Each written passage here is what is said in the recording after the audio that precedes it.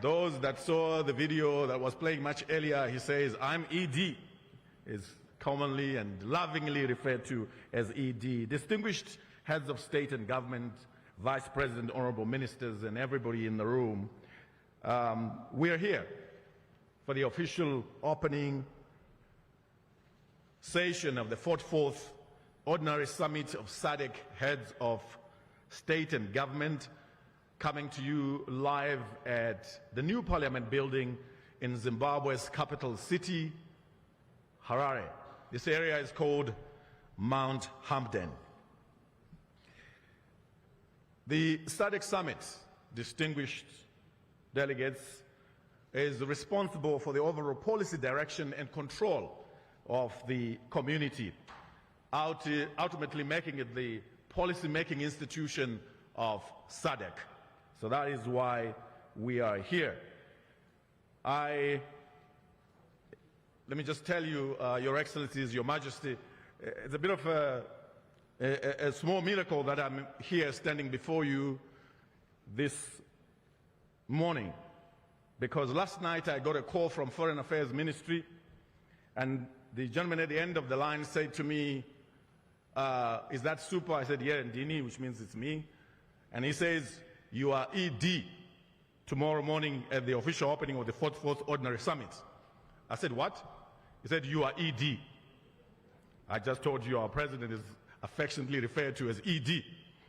So obviously after realizing that there's a bit of a shock on the other side of the line, he says, no, you are ED, Events Director.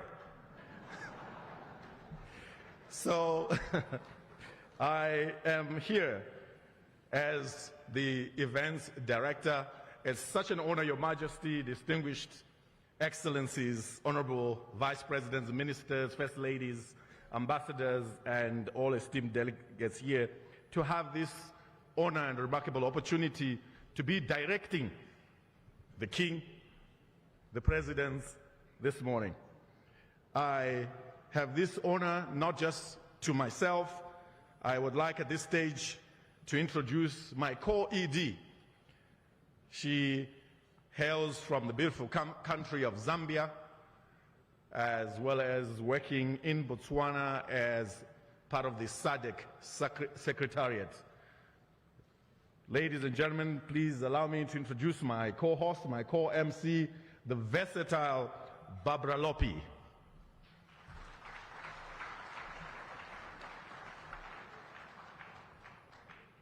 Thank you, ED. Your Majesty, Your Excellencies, a very good morning to you all and happy SADC Day. Today, on this day, 32 years ago, the Southern African Development Community was transformed into SADC in Windhoek, Republic of Namibia. And this is why we commemorate 17th August as SADC Day. So happy SADC Day to you all. Allow me to introduce their excellencies and heads of states who are up here. We have His Majesty King Swati III from the Kingdom of Eswatini.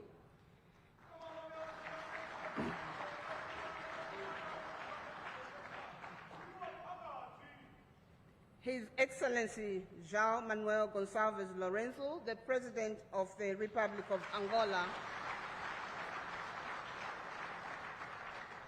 and Chairperson of SADC. His Excellency Dr. Emerson Dambuzo Mnangagwa, the President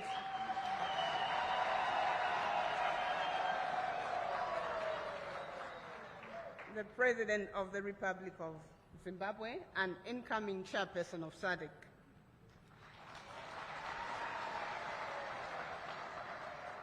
We have Her Excellency Dr. Samia Suluhu Hassan,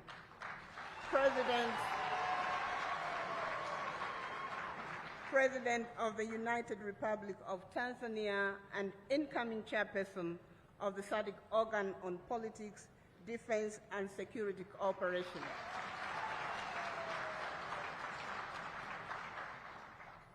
She's female, we need another applause.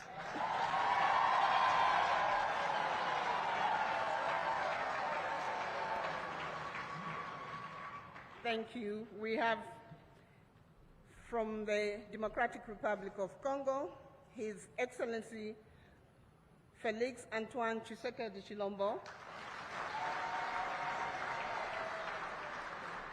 the President and outgoing Chairperson of SADC. The Republic of Namibia, we have His Excellency Dr. Nangolo Mbumba, the President and outgoing Chairperson of the SADC Organ on Politics, Defense and Security Cooperation. Republic of Malawi, the home heart of Africa, we have His Excellency Dr. Lazarus McCarthy Chakwera.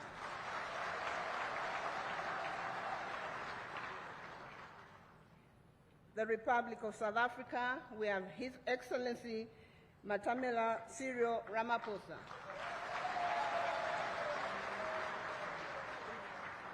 Republic of Mozambique, we have His Excellency Philippe Jacinto News.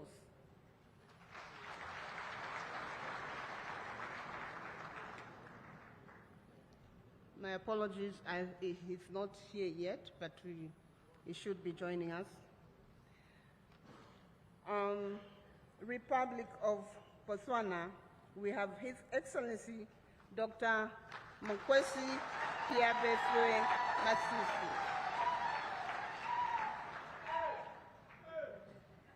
Republic of Madagascar, His Excellency Andri Nirina Rajolina.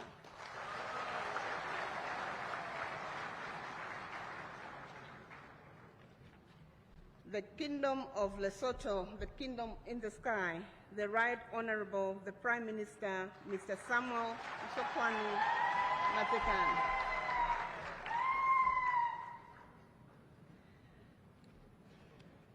The Republic of Mauritius, we have the Deputy Prime Minister, Honorable Louis Stephen Obegadi.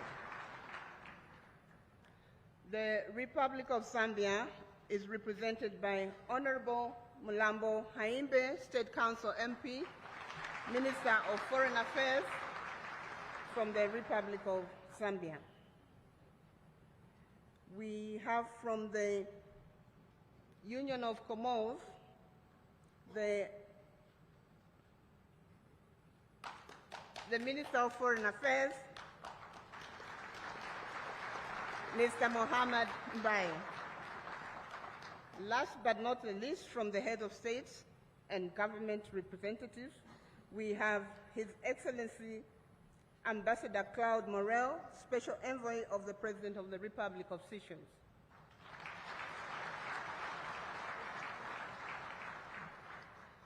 Up front here, we also have His Excellency Ambassador Dr. Frederick Shava, Minister of Foreign Affairs and International Trade of the Republic of Zimbabwe, but also the Chairperson of the SADC Council of Ministers. Last but not the least, up there we have His Excellency Mr. Elias Mpedi Mahosi, the Executive Secretary of SADC.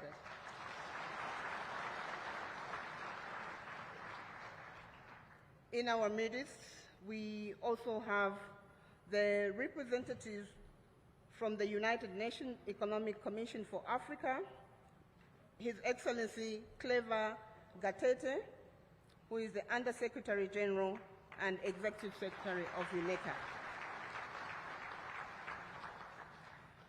We also have our Vice Presidents for the Republic of Zimbabwe, His Excellency Retired General Dr. Constantine Chibengwa, Vice President. Retired Colonel Kembe Mohadi, Vice President of the Republic of Zimbabwe.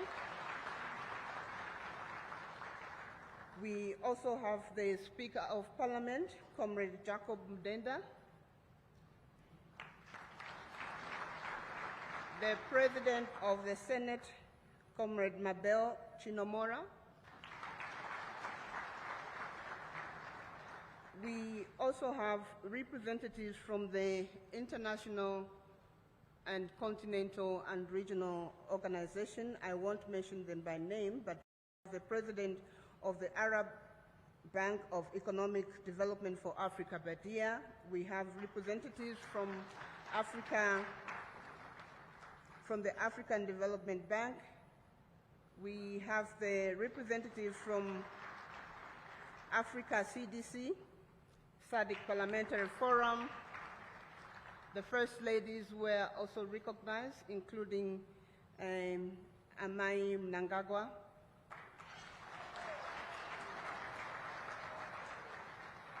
And all SADC citizens who are here, our members of the diplomatic community, ICPs, who are represented here, you are all welcome to this 44th SADC Summit of Heads of State and Government. Our program, we are running short, is as follows. We will start with introductory remarks from the Executive Secretary of SADC. Thereafter, we will have a welcome speech from our host president here, and we will tell you about the rest of the program.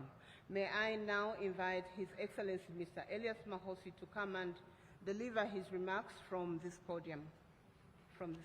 Thank you.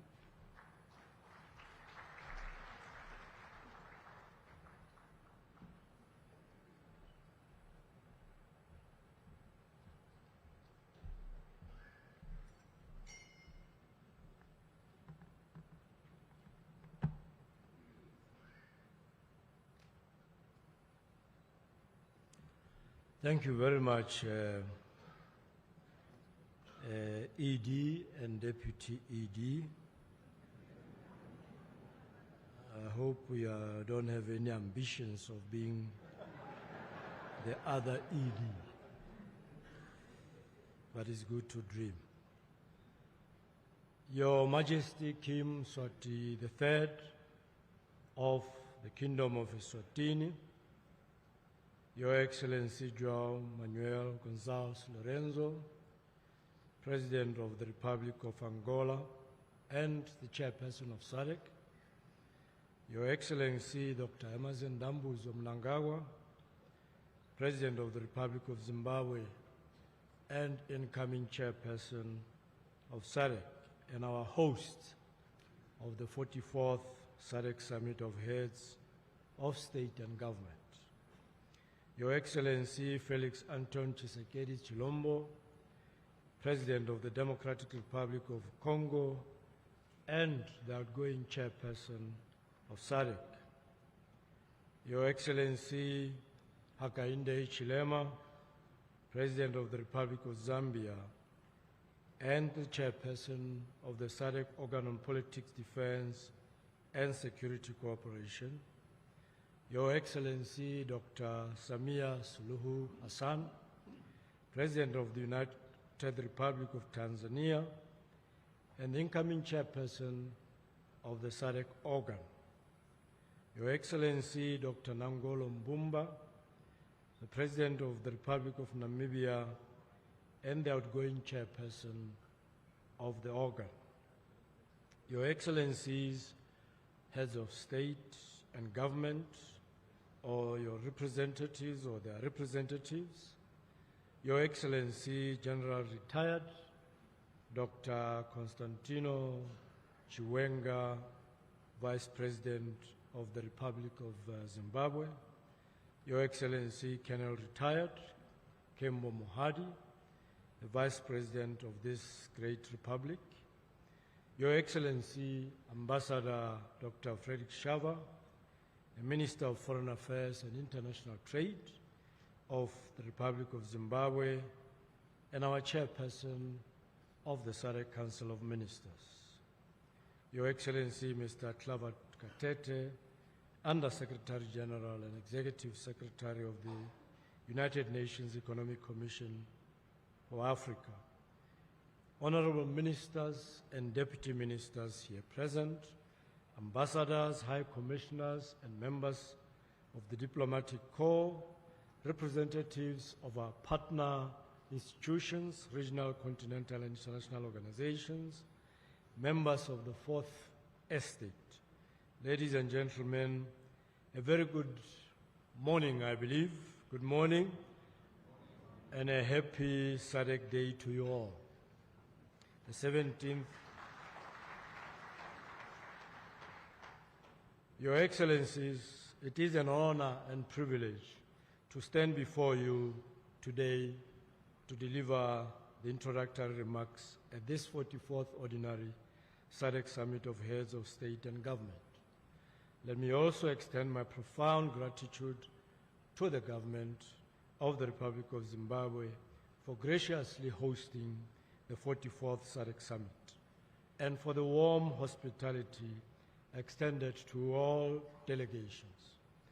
The excellent arrangements for this summit and all preceding meetings is testament to the commitment of the government of Zimbabwe to the ideals and aspirations of SADC. Your Excellencies, the 44th SADC Summit is held under the theme Promoting Innovation to Unlock Opportunities for Sustained Economic Growth and Development towards an Industrialized SADC.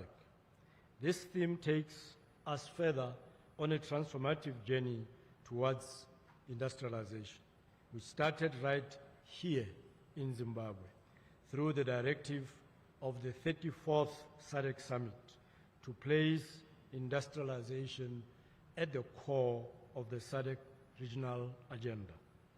The theme provides a unique opportunity to shape the future of our region and the steps we must take to accelerate progress on our industrialization agenda. To this end, the region should continue to harness the power of innovation to accelerate implementation of key regional value chains and promote technological transfer to increase manufacturing of value-added products and ultimately realize economic growth and prosperity of our region. To date, intra-regional trade stands at a very low level of about 23%, signifying that as SADC member states, we are trading more with the rest of the world than we do amongst ourselves. One of the culprits, if I can call it, driving these low levels of intra-regional trade is the usual suspect, non-tariff barriers. I think the ministers of trade would relate with this one. Despite the zero import duty of 85% of products traded among the SADC member states, intra-SADC importers and exporters continue to encounter new and long-standing unresolved non-tariff barriers. It is therefore imperative to rededicate our collective efforts to implement measures to reduce these barriers and promote intra-regional cooperation and integration. The benefits of an enlarged regional market to the SADC economy and citizens cannot be overemphasized. Our collective market of approximately 389 million people and a combined gross domestic product of about US $841 billion provides an enormous potential for trade and investment opportunities as well as economic growth. In our quest to facilitate enhanced inter-regional trade within our community, your Secretariat is compiling, as we speak, information to produce a list of what we call top 10 exports and imports of SADC member states, and on what the region trades with the rest of the world. This will be used to develop strategic interventions and actions to improve access to markets within our community and to facilitate improved inter-regional trade within the region. I am hopeful, Your Excellencies, that the completion of this exercise will produce declarations on how we will trade going forward and reverse the 23%. The status quo is not ideal in my view, and we must change without delay. Your Excellencies, I'm pleased to report that as part of the ongoing efforts to expand our markets beyond the SADC region, the agreement establishing the tripartite free trade area among the Common Market for Eastern and Southern Africa, COMESA, the East African Community, EAC, and SADC entered into force on the 25th of July this year, paving the way for member and partner states of the tripartite to access a larger market of now 26 countries, with a population of about 700 million and a GDP of $1 trillion United States dollars. As the chairperson of the tripartite task force, I have already notified all the tripartite member and partner states about this positive development, which is a key milestone in the promotion of intra-Africa trade and enhancement of economic integration in the tripartite area. On peace and security, Your Excellencies, the SADC region continues to stand out as a beacon of hope for peace, security, and stability in the continent of Africa, notwithstanding the security challenges in the eastern part of the DRC. Our region remains resolute towards finding lasting peace and security in the DRC. Last year, we deployed the SADC mission in the DRC to support the government to restore peace and security following an increase in conflicts and instability caused by the resurgence of armed groups. This mission should complement ongoing diplomatic processes, namely the Luanda and Nairobi processes, which aim to bring all concerned parties to the negotiating table to find a lasting solution to the conflict. Regarding the security situation in Mozambique and following the deployment of the SADC mission in the country since July 2021, I wish to report, Your Excellencies, that the mission was successfully concluded on the 4th of July this year, and that the security situation in Cabo Delgado is better off than it was prior to the mission's deployment. Through SAMIM, we succeeded in facilitating humanitarian assistance, controlling radicalization and indoctrination, and in protecting public infrastructure, thus restoring essential public services. In collaboration with the government of Mozambique and other partners, the region has created a secure environment, allowing the return of over 600,000 of the 1.2 million internally displaced persons to their places of origin.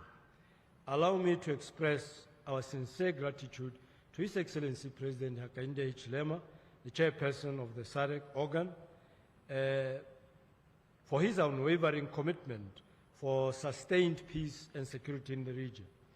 Under his leadership, our region has taken concrete steps to foster cooperation to consolidate peace, security, and stability, and in particular to highlight one, unlocking the levers to drive the reform process in the Kingdom of Lesotho.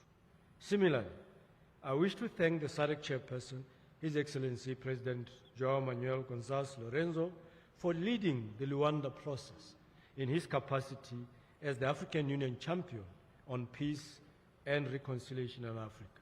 It is our hope, Your Excellency, that your diplomatic prowess will help find peaceful and amicable solutions to the conflict in the eastern part of the DRC and bear fruit. Your Excellencies, the 2023-24 rainfall season has been a challenging one, with most parts of the region experiencing the negative effects of the El Nino phenomenon, characterized by a late onset of rains, extended mid-season dry spells, and extreme high temperatures. As a result, an estimated 67.7 million of our people in the region, representing more than 17% of the region's population, have been negatively affected. I wish to take this opportunity once more to express our sincere gratitude to the SADC chairperson, His Excellency President Lorenzo, for swiftly convening the extraordinary summit on the 20th May of this year to address the humanitarian situation emanating from the drought and floods. He accordingly launched the SADC Regional Humanitarian Appeal worth approximately $5.5 billion to support the humanitarian needs and disaster response recovery of the affected populations. Your Excellencies, with the increased scope of the SADC agenda, our region requires adequate financial resources to implement interventions and programs outlined in the RSDP 2020-2030 to enable us to achieve our collective aspirations of a peaceful, inclusive, competitive, middle to high income industrialized region, as envisioned in our 2050 vision. It is evidently clear that without adequate resources for interconnected, quality, and seamless infrastructure, it will be in the form, be it in the form of roads, railways, ports, energy, or ICT, our efforts to industrialize and integrate our economies and unlock the region's full potential will stall. It is therefore imperative, as we intensify our efforts to mobilize resources, we should deliberate and expedite. We should be deliberate and expedite the operationalization of the Regional Development Fund. The SADC founders, in their wisdom, envisioned that the SADC Treaty, the RDF as a mechanism for financing programs to accelerate economic development and growth of our region. However, the agreement on the operationalization of this fund is yet to enter into force. As of today, only 8 member states have signed the agreement, with only 1 ratification by the Republic of Angola. May I call upon member states to expedite the processes of signing and ratifying this agreement and follow the lead of our chairperson, President Lorenzo. We also recognize commitments made by the DRC and the republics of Zambia and Zimbabwe to ratify very soon. Your Excellencies, as I conclude, let me highlight the critical importance of paying particular attention to the needs of the youth in promoting innovation, industrialization, peace and security. As Your Excellencies may be aware, the SADC region, just like the rest of Africa, has the youngest and fastest growing population in the world. This provides a democratic dividend capable of embracing new technologies and innovation and sustaining supply of labor to drive the industrialization agenda and spur economic growth and development. We just witnessed this potential coming to life a couple of days ago at the SADC public lecture ably delivered by our host, His Excellency President Dr. Emmerson Mnangagwa at the University of Zimbabwe. The youth were taking the lead to innovate, to create new advancements, and simply to dream. The President has put funding aside dedicated to these young men and women to shape the industrial revolution of the country, for which we commend him most sincerely.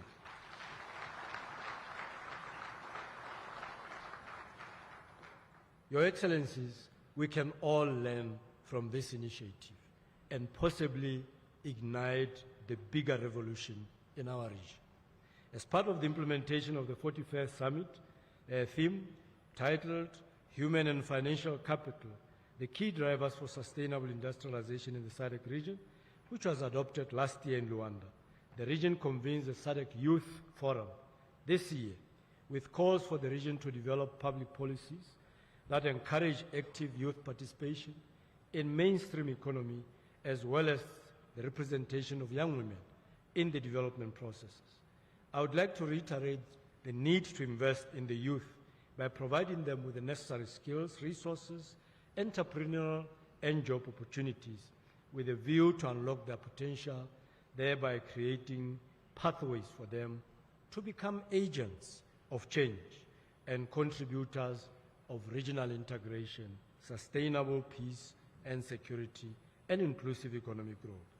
I wish to take this opportunity to thank the chairperson of SADC, His Excellency João Manuel Gonçalves Lorenzo, the President of the Republic of Angola, for his exemplary leadership, guidance, and insights during his tenure. In the past year, the chairperson has demonstrated exceptional leadership, vision, and dedication in steering the SADC towards achieving its mandate. He has provided guidance, wisdom, and deep insights to the Secretariat during his visit to the Secretariat in Gaborone on the 14th of July this year. As we look ahead to the coming year, the Secretariat reaffirms its unwavering commitment to work collaboratively with the incoming chairperson of SADC, His Excellency Dr. Emmerson Dambuzo Mnangagwa, the President of this Republic, to move the SADC agenda forward and mainly focusing on industrialization or industrializing our region. With these remarks, I wish Your Excellencies fruitful deliberations as we collectively endeavor to shape the future of our region. I am confident that the outcomes of your deliberations today will positively impact the lives of our citizens. I thank you for your attention. Merci beaucoup. Muito obrigado. Asante sana. Tatenda kia leboha.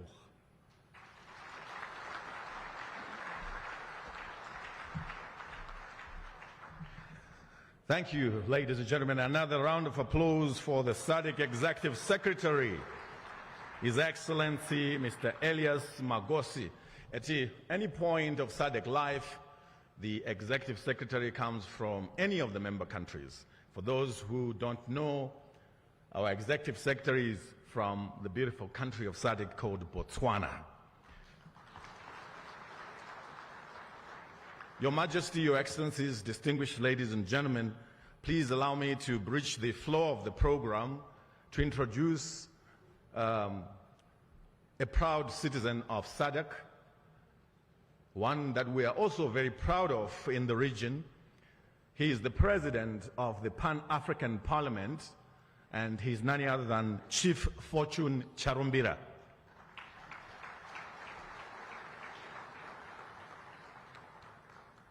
Thank you. Just to advise again those that are using language translation gadgets, our channels are as follows. English is on channel 1, French is on channel 2, Portuguese is on channel 3, and Swahili is on channel 4. Your Majesty, Your Excellencies, distinguished delegates, we are live on national television as well as international television, courtesy of the Zimbabwe Broadcasting Corporation. We are also coming to you live from the new Parliament building in Mount Hampden, in Harare, the capital city of Zimbabwe, the host of the 44th Ordinary Summit of SADC Heads of State and Government Summit, Ordinary Summit of SADC Heads of State and Government. And those who are on social media or would like to catch us on social media, we are on ZBC News Online, the Facebook page, the SADC Facebook page, as well as other international TV channels. Distinguished delegates, I'd now like to call upon to the podium our next speaker. The man I'm just about to call is an icon of the independence struggle of the Republic of Zimbabwe. He's a man who's walked the ropes of leadership from being a member of parliament and cabinet minister in 1980 at independence to being the Speaker of Parliament, to being the Vice President, to what he is today.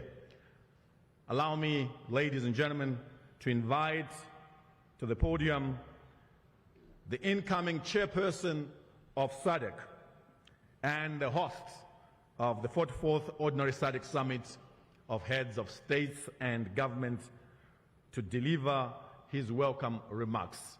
Please put your hands together for His Excellency, Dr. Emmerson Dambudzo Mnangagwa, the President of the Republic of Zimbabwe.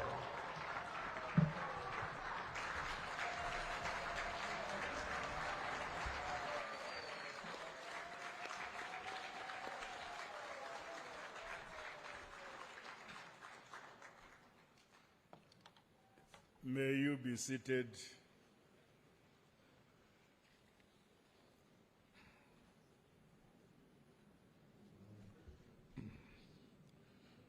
The First Lady, Dr. Mnangagwa,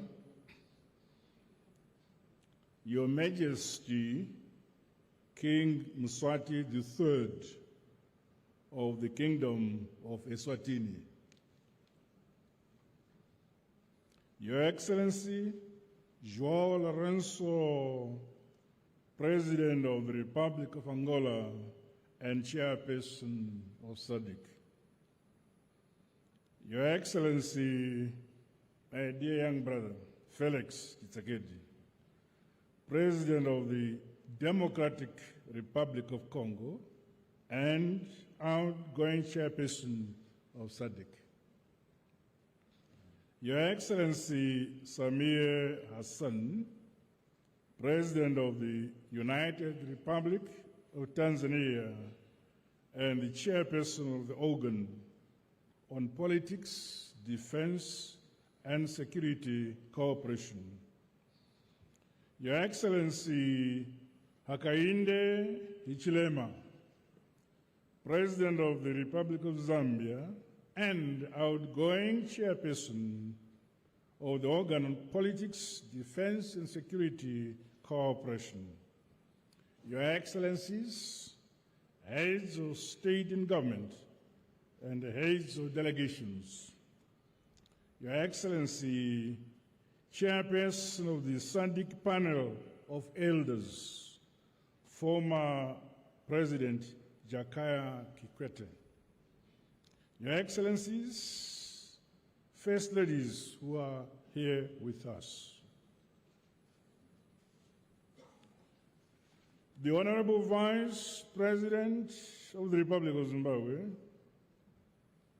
General Retired Dr. C.G.D.N. Chiwenga, the Vice President of the Republic of Zimbabwe, Honorable Colonel Retired K.C.D. Mohadi,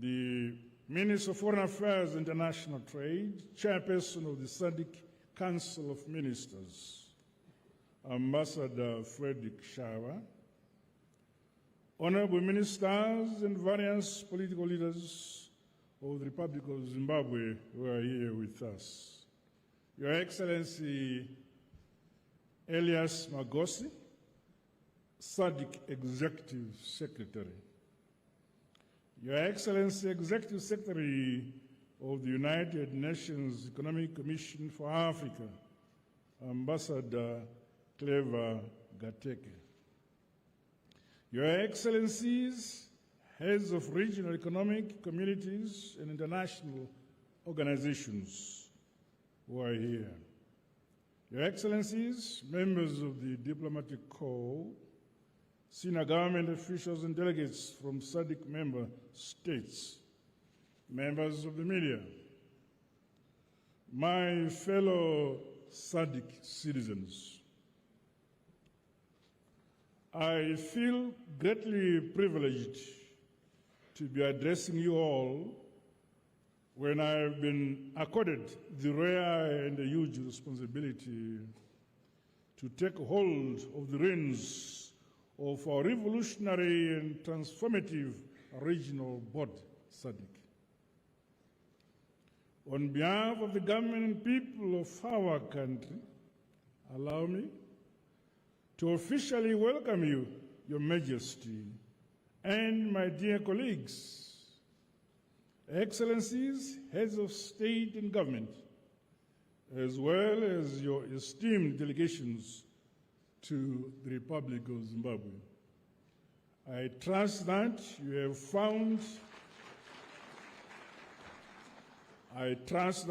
found the available facilities perhaps comfortable. The people of Zimbabwe count it an honor to be hosting this 44th Ordinary SADC Summit. And we treasure your gathering here in the land of the great Emperor Mdntv.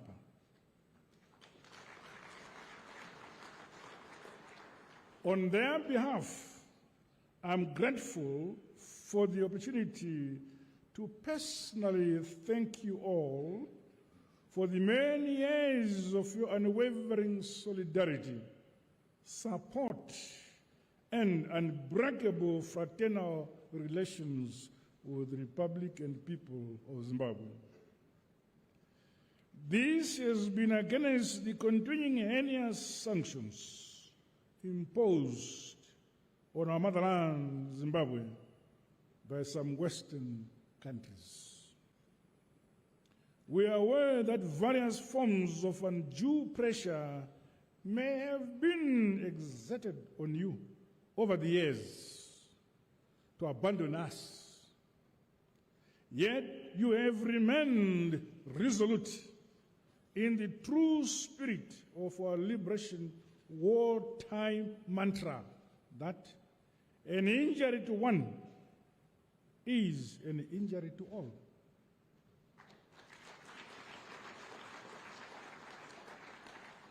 The clarity, solidarity, and unity which the SADC region has always demonstrated on Zimbabwe, as with other critical peace, security, and climate change disasters in our region, epitomizes the true Pan-African spirit envisaged by our founding fathers of our region. As the people of Zimbabwe, today we once again say thank you, thank you, thank you, SADC, for bearing with us the burdens imposed by the last 24 years of illegal sanctions imposed our country because we claimed our land. Today also marks the SADC Day anniversary. We commemorate the signing of the SADC Declaration and the treaty in 1992 at the Summit of Heads of State and Government that was held in Windhoek in the Republic of Namibia. The historic birth of SADC ushered an era of marked transformation in the region, from a past characterized by segregation and the brutal racial oppression to the present, where we enjoy peace, security, and prosperity in our respective countries. Indeed, since its inception, SADC has enabled the integration and has improved the quality of life of our peoples. The government and people of Zimbabwe are humbled to join you, Your Excellencies, and your esteemed delegations in celebrating these milestones we have achieved.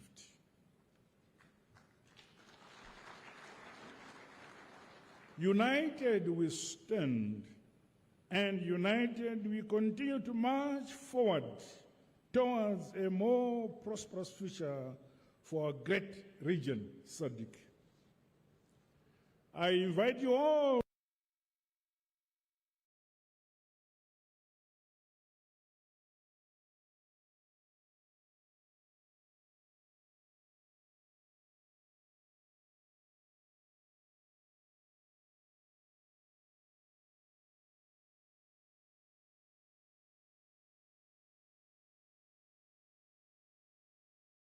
world of wonders and opportunities. I don't know whether that's true. Feel at home away from home. God bless you all. I thank you.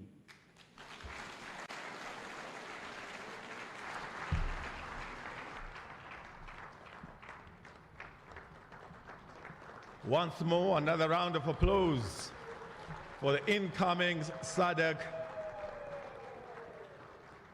Chairman, Dr. Emmerson Dambudzo Mnangagwa, ED. Thank you. Before we move on to the next speaker, Your Majesty, Your Excellencies, distinguished delegates, allow me to announce the arrival and also introduce the President of Mozambique, Mr. Felipe Jacinto Nyusi.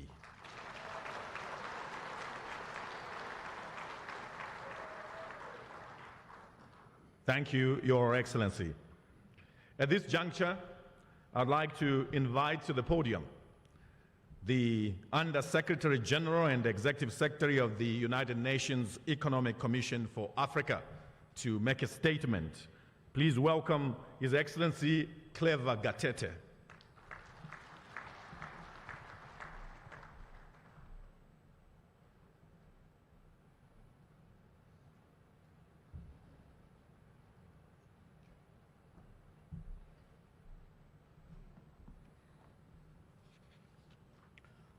Yeah, thank you very much, ED.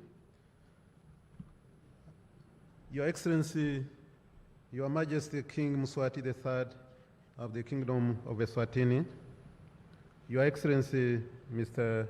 Joao Lorenzo, President of the Republic of Angola and Chairperson of Southern African Development Community, Your Excellency Dr.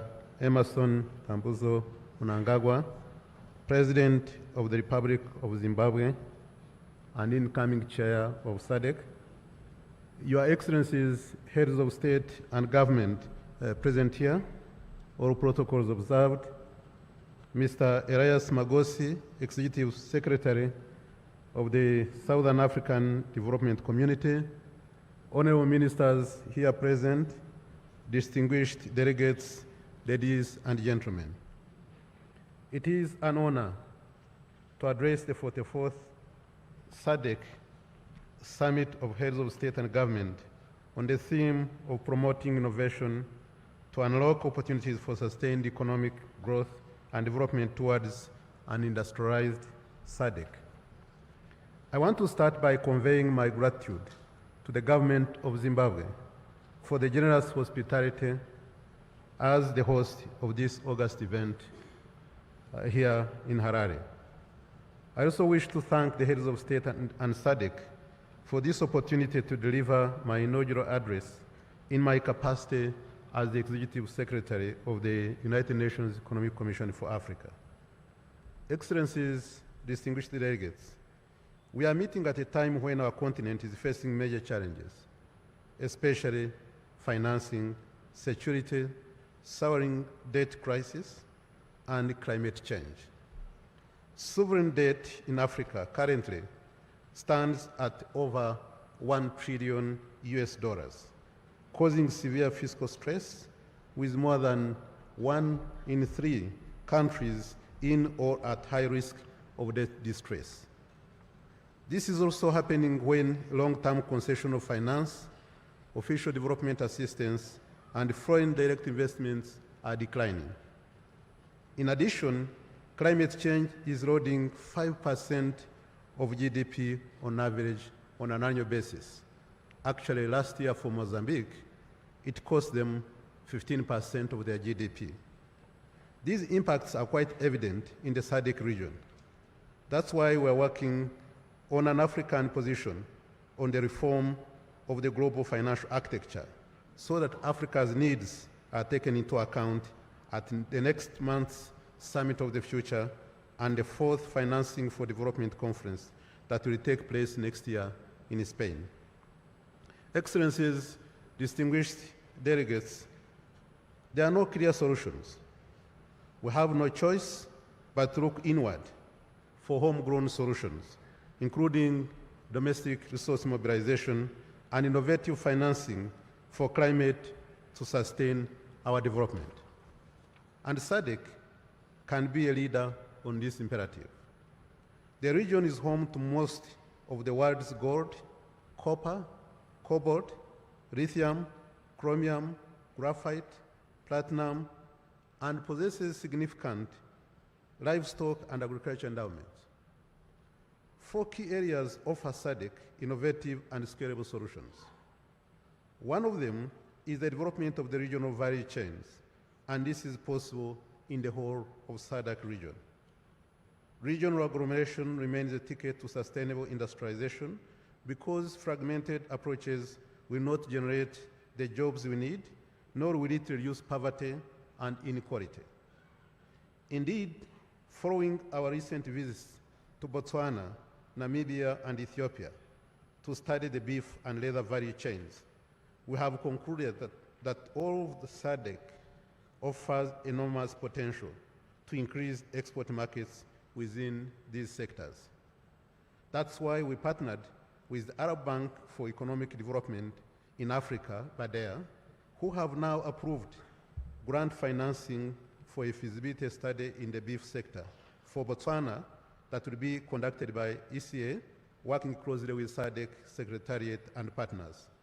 This will be replicated to other SADC member countries. We also plan to do similar work for the leather sector.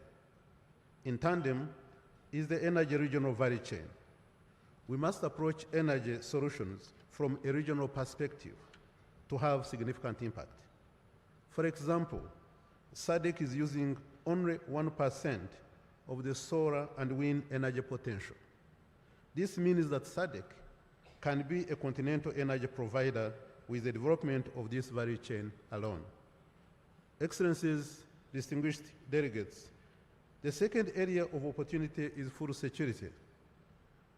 There is no reason why Africa should import food to the tune of over 120 billion US dollars per year when SADC can be Africa's breadbasket. This is also why we are embarking on the establishment of the Zambia-Zimbabwe Common Agro-Industrial Park, again working with BADEA, who have also approved grant financing for a study to move forward with this initiative. I'm glad that the president of BADEA himself is here in the room with us. Thank you very much.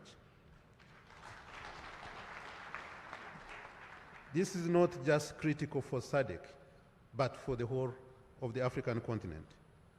Thirdly is the minerals development. Our critical minerals can deliver fair and inclusive prosperity. Our fundamentals for the agenda are stronger than anywhere else in the world, but our window of opportunity is closing. We are using our study on the DRC Zambia Electric Battery Initiative as a proof of concept that we can and should drive mineral beneficiation, and we are working on a roadmap to translate this into a reality that will allow expansion to other minerals such as diamond. Finally, we must leverage technology. Our work with Botswana on the Lobu small stock farm shows the benefits of using smart agriculture technologies for climate change adaptation. With the right investments, we can scale up innovations like this, and not just in the agriculture sector, but in health, education, finance, transport, and many more others. ECA is now developing a platform that showcases innovations across the continent, which can be accessed by all countries. This was one of the requests by member states at our last conference of finance ministers in March this year in the beautiful Victoria Falls. This year's conference of ministers of finance, planning, economic development, and governors of the central bank is chaired by the finance minister of Zimbabwe. These, notwithstanding, significant investments and critical infrastructure development is needed to unlock these opportunities. Governments alone cannot do this. The private sector can play its part with the right incentives and de-risking mechanisms. For us at ECA, we are working closely with the African Development Bank and regional partners to enhance de-risking mechanisms that promote successful public-private sector partnerships. Distinguished delegates, ladies and gentlemen, as I conclude, let me emphasize that the impetus for rapid industrialization is not simply a question of convenience. It's a matter of absolute necessity. Homegrown solutions can help us address today's complex challenges. We are here because we believe we can do it. I'm convinced that each of the SADC member countries can be a cluster leader of innovation and breakthroughs, and ECA stands ready to partner with you on this journey. I thank you very much for your kind attention.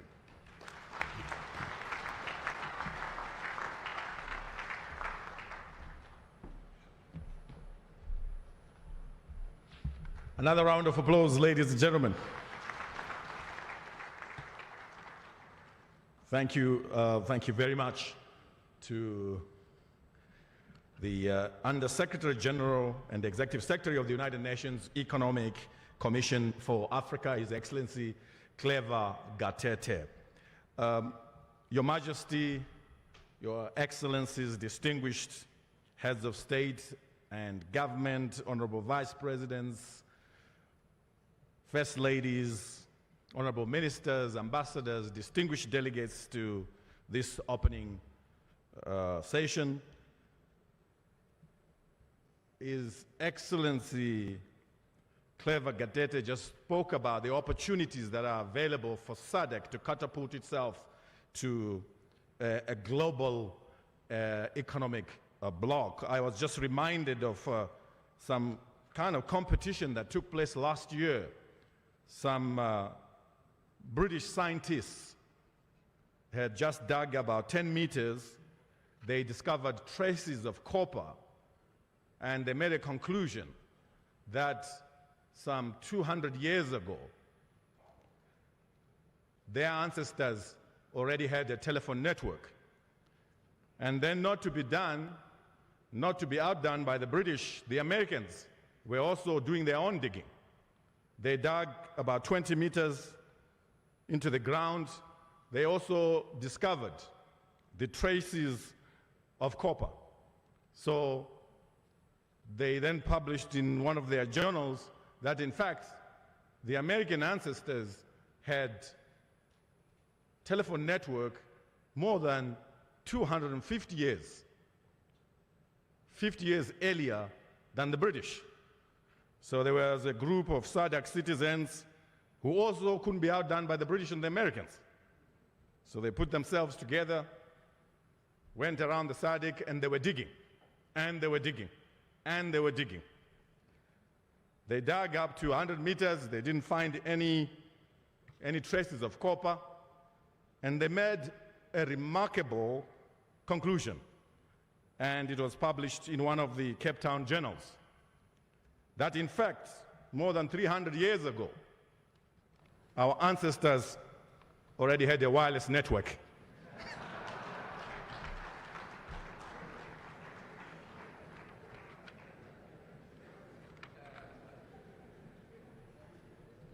So we do have a very good foundation to start from.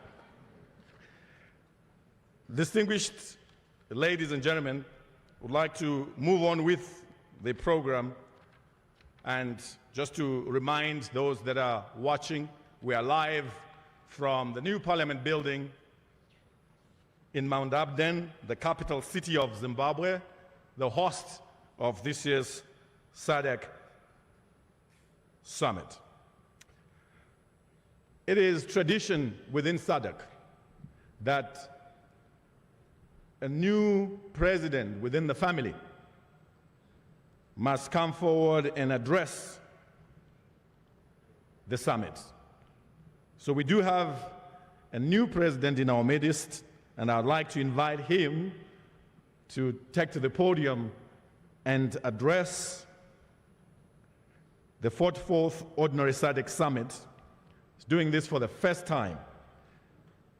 Distinguished delegates, allow me to invite the President of the Republic of Namibia to come to the podium and deliver his maiden statement to the 44th Ordinary SADC Summit. His Excellency Nangolo Mbumba, please proceed to that one that is reserved for distinguished delegates like yourself.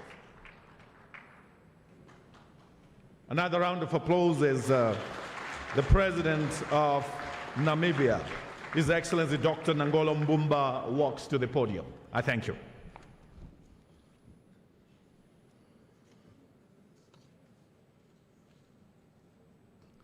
Your Majesty, King Swati III of the Kingdom of Eswatini,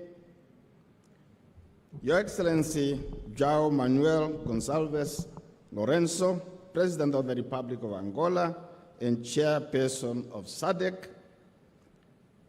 Your Excellency Dr. Emmerson Dabuzo Mnangagwa, President of the Republic of Zimbabwe, incoming Chairperson of SADC, and the host of the 44th SADC Summit of Head of State and Government.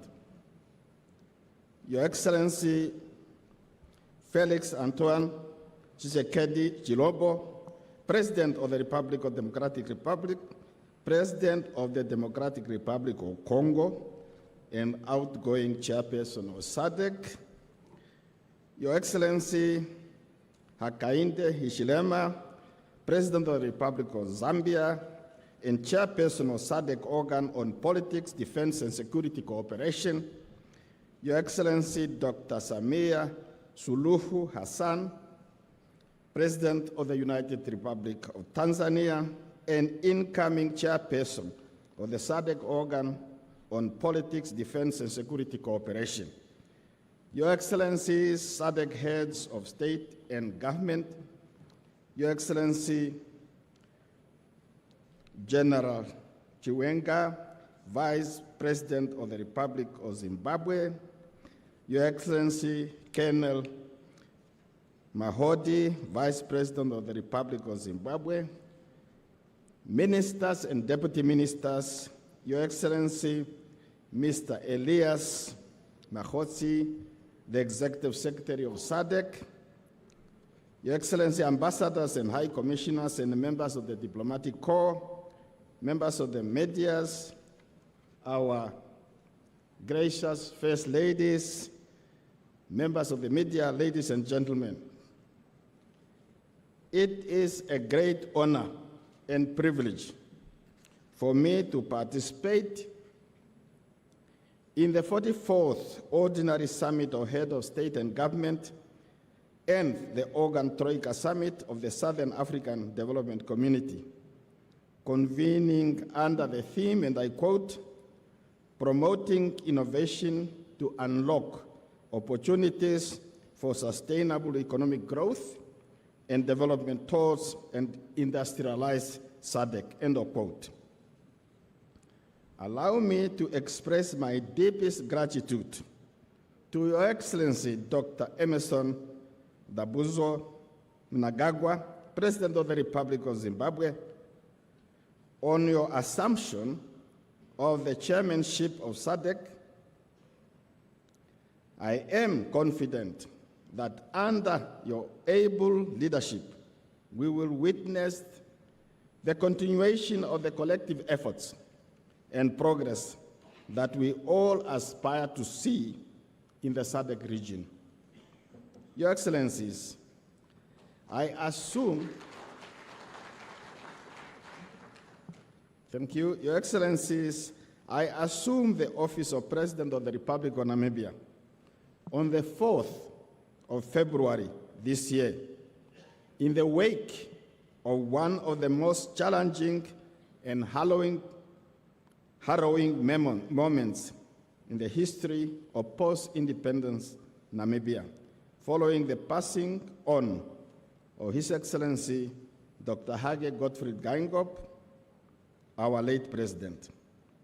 The legacy of President Geingob is marked by his unwavering commitment to regional integration, peace, and economic development. Namibians are grateful for the solidarity and support Your Excellencies and the fraternal people of your respective countries extended to the Namibian people during that difficult period. We will never forget your warm display of solidarity during our moment of need and sorrow. While on this sad subject matter of bereavement and loss, allow me to convey our heartfelt condolences to the government and people of the Republic of Malawi following the tragic death of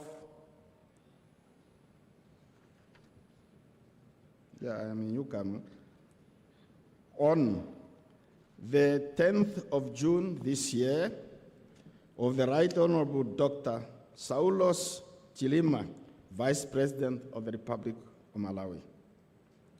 Similarly, I would like also to convey our sincere condolences to the government and people of the United Republic of Tanzania on the passing of His Excellency Mzee Ali Hassan Mwinyi, the second President of the United Republic of Tanzania, on February 29, 2024. We salute these departed souls of Africa for their steadfast leadership and admirable service to their countries and to SADC region at large. Your Excellencies, as President of the Republic of Namibia, I shall continue where my predecessors left off by remaining committed to the goals and principles of our regional organization and the aspirations of our people. Furthermore, I will tirelessly endeavor to play my part in ensuring that their dreams and hopes for a better future will materialize into a region characterized by peace, unity, and economic prosperity. I join you in discharging this cardinal responsibility of contributing to the advancement of initiatives and programs aimed at fostering economic growth and addressing regional challenges for betterment of the living conditions of our people.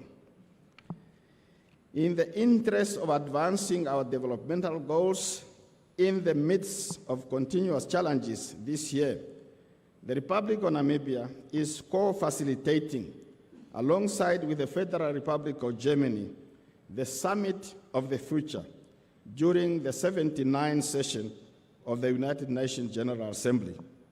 Namibia has taken on this important role as a representative of the Global South. I can assure you that Namibia has accepted this task with utmost dedication and willingness to add our collective voice to that, so that we inclusively build a better world for the current and for the future generations. Excellencies, ladies and gentlemen, Namibia is scheduled to hold presidential and National Assembly elections on the 27th of November this year. I am pleased to inform the summit that SADC Electoral Advisory Council has just concluded its goodwill mission to the Republic of Namibia, a nation that has enjoyed more than 34 years of peace and stability. We remain committed to the SADC principles and guidelines for democratic elections, and we respect their findings and will pay attention to their advice and recommendations. Your Excellencies, I wish to reiterate that the objectives of the Regional Strategic Indicative Development Plan 2020-2050 cannot be achieved if the fundamental pillars of peace, security, and good governance is compromised. Our region is still faced with persistent security challenges in the Eastern Democratic Republic of Congo, following the resurgence of conflict and activities of armed groups, including the M23. This is a source of great concern for the region, as it poses a potential threat for the regional peace and security. It therefore requires a collective effort and strong political will for us to ensure that peace comes to the people of the Democratic Republic of Congo. Let me extend our sincere condolences to the government whose brave sons and daughters have sacrificed their lives while deployed in the SADC mission in Mozambique, SAMIM, and the democratic mission and the SADC mission in the Democratic Republic of Congo. They lost their lives in support of the noble efforts of the government of the Republic of Mozambique and the government of the Democratic Republic of Congo to combat violent conflict and instability in our two sister republics. I commend all member states for providing resources and materials in support of SAMIM objective. Due to these collective efforts, the situation in Cabo Delgado has normalized, and the displaced persons are returning to their places of origin. In conclusion, let me express my gratitude to our Executive Secretary of SADC, Mr. Elias Mpedi Mahosi, and the Secretariat for their commitment to serve our organization and the people of our region. I wish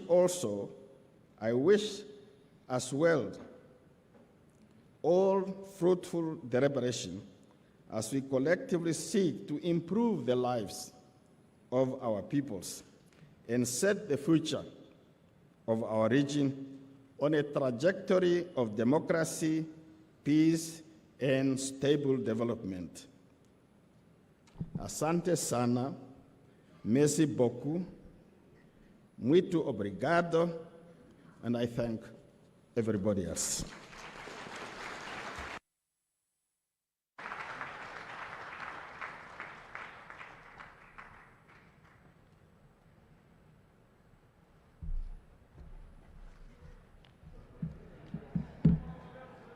Thank you, Your Excellency.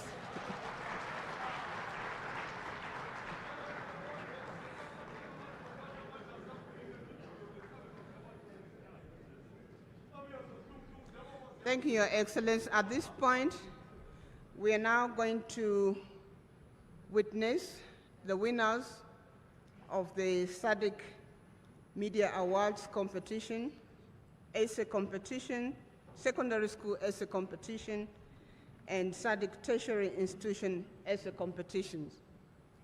These are among our activities aimed at enhancing awareness of SADC. So I will begin with the winners of the secondary school essay competition, who were writing on the theme, on the topic, how can human and financial capital drive industrial development in the SADC region. This was in line with the 43rd SADC Summit theme. So for the third prize, the winner is Lompo Mokena from the Kingdom of Lesotho.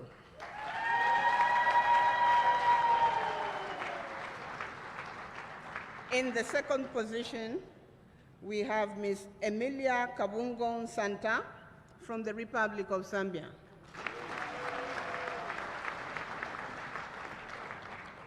The first prize goes to Mr. Lekoko David Santi from the Kingdom of Lesotho.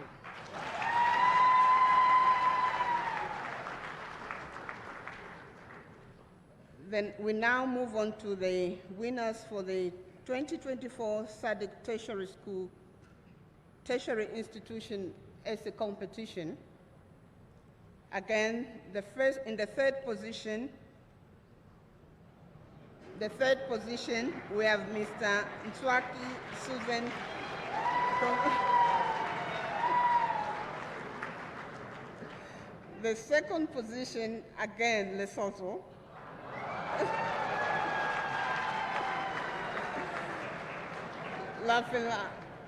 And the first position goes to Republic of Malawi, Mr. Daniel Kawonga. We move on to the 2024 Media Awards winners.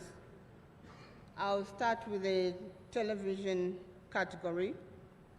In the second position, we have Mr. Henani Korea, Republic of Angola.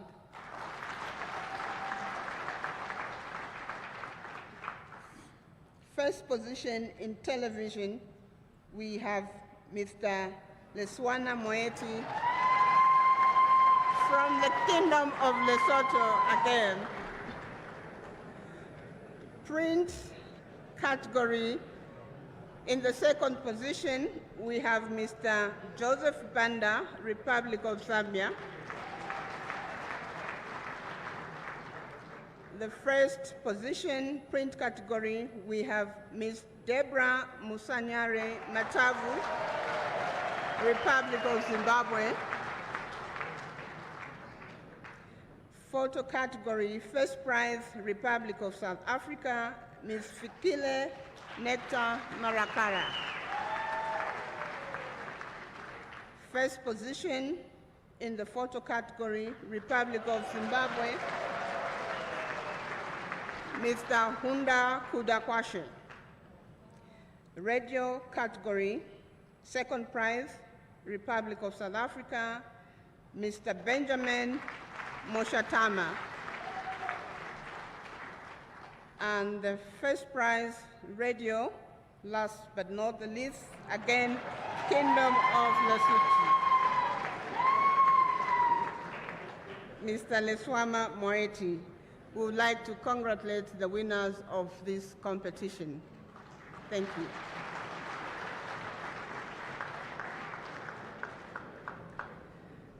At this point, I'm going to invite my co-host, Edie Superman Wanzira, to come and announce the next item. Thank you. Thank you very much to Barbara Lopi, all the way from Zambia, and working for the SADC Secretariat in Botswana. I'm very proud to be a citizen of SADC and to be associated with the Lesotho. Especially after they scooped a lot of prizes. Please give the winners another round of applause. At this moment, ladies and gentlemen, it is time to invite the current SADC chairman, His Excellency João Manuel Gonçalves Lourenço, President of the Republic of Angola, to deliver his statement, and soon after his statement, we will witness the handover of the chairmanship to His Excellency President Mnangagwa of Zimbabwe. Please put your hands together for the SADC chairman, His Excellency João Manuel Gonçalves Lourenço of Angola.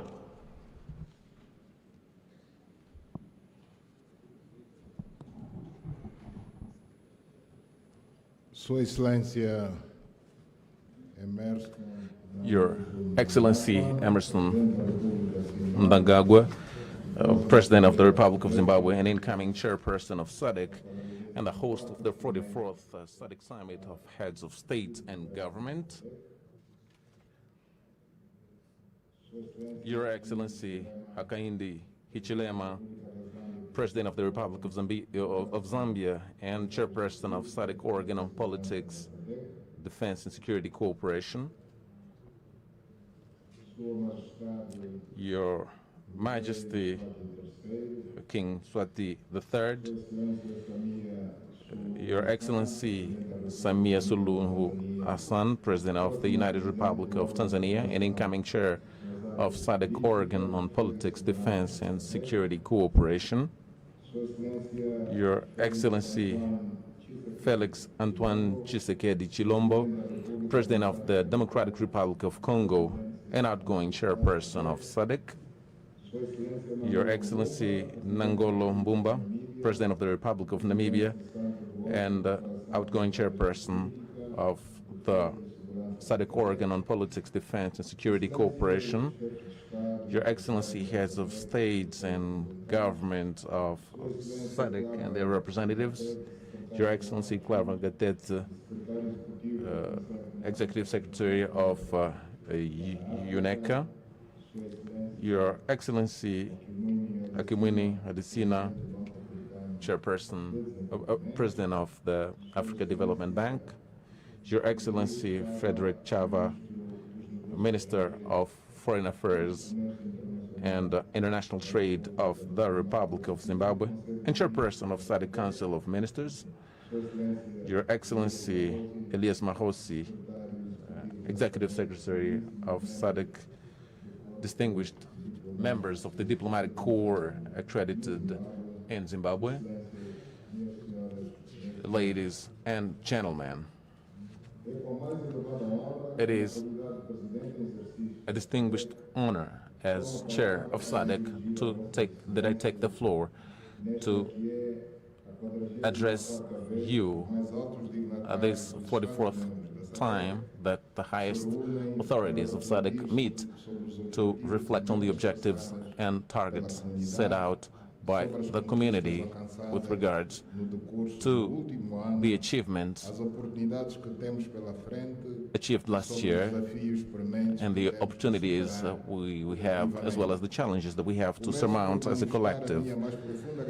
I would like to profoundly thank President Emerson Mnangagwa and the people of the Republic of Zimbabwe for having agreed to host this important summit and for their warm welcome and exceptional hospitality that has been accorded to all delegations ever since our arrival to this beautiful country. I would like to take this opportunity to officially welcome His Excellency Nangolo Mbumba, who is attending this summit for the first time as President of the Republic of Namibia. I would like to reiterate on behalf of all heads of states of SADC our congratulations to Your Excellency and to the people of the Republic of Namibia, who have, in a very exemplary way, has carried out the transfer of power in your country after the sad passing of our late friend and companion Hage Geingob. We will continue working together with the same spirit as usual to face the current and future challenges of our organization, hoping to together build a prosperous future for all SADC citizens. Allow me to say as well that last year we have seen a number of unfortunate events like the passing of the former president of Namibia, as well as other notable people who have contributed, who have tenaciously fought for a better future of our region. I would like to invite everyone to stand up for a minute of silence as a homage to the leaders and the brave soldiers who have departed.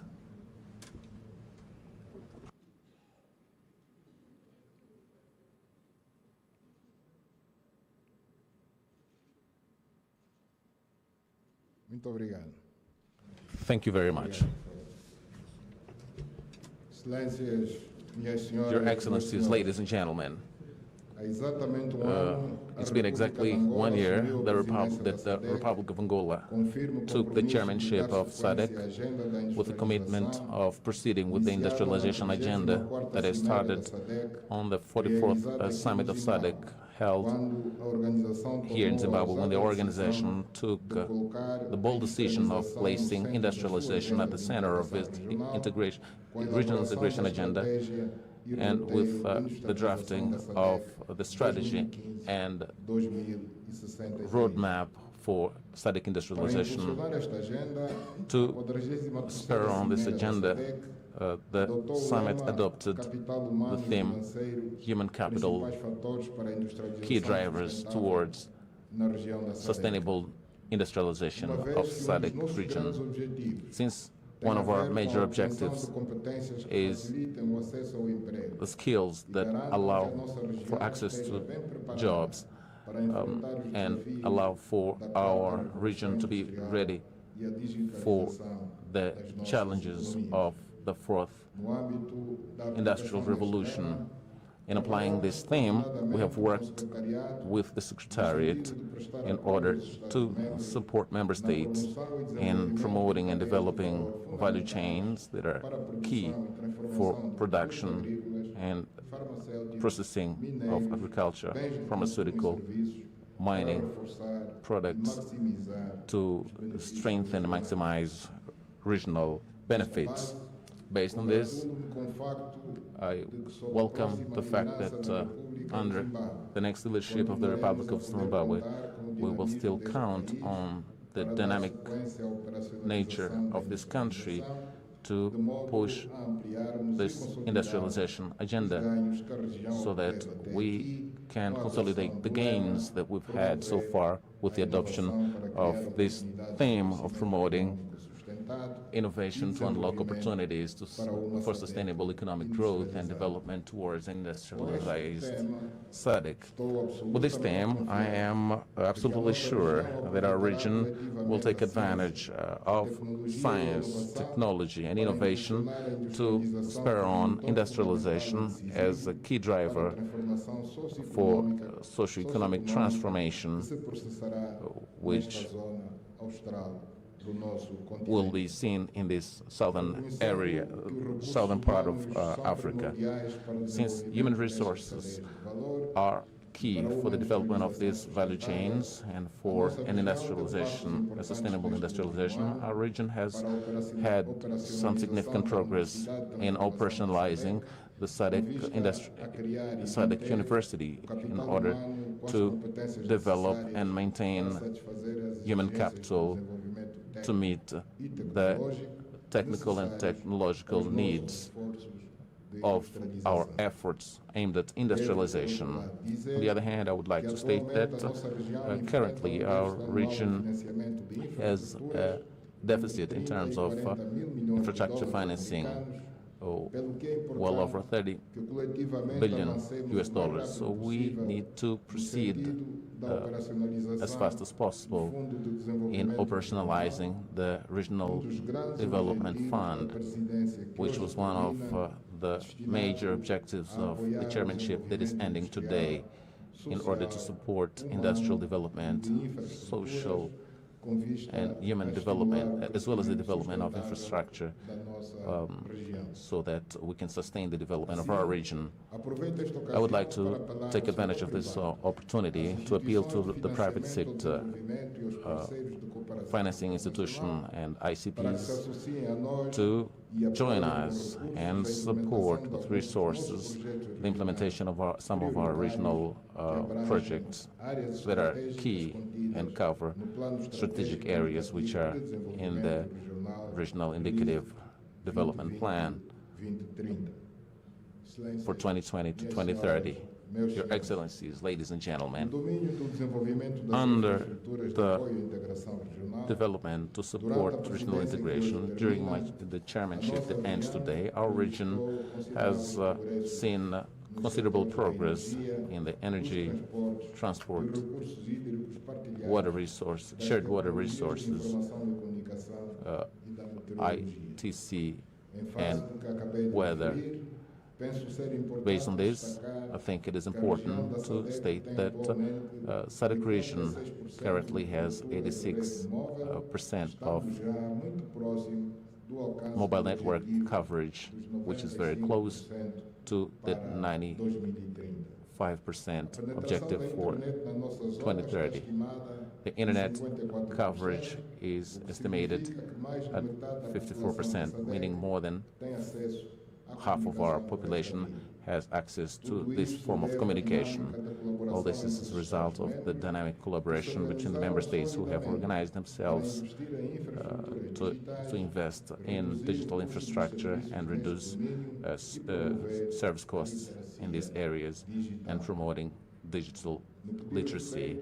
With regards to energy resources, it is important to ensure in our region access to energy at reasonable prices so we can spur the industrialization and create more opportunities in the region. A population with access to electricity,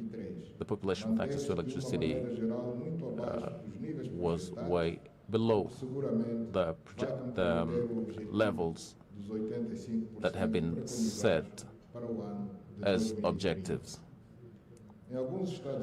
In some member states, it was possible to get to 100% access, but there are others where we had, unfortunately, less than 20%.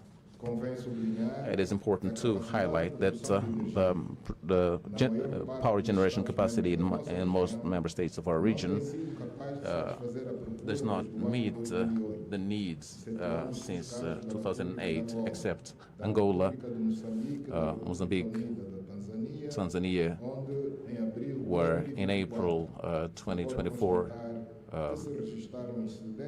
there was a surplus of energy when compared to the current consumption of energy in these countries. Access to this surplus has not been possible due to the low expansion of transmission networks and lack of interconnectors for all that can connect all member states of the region.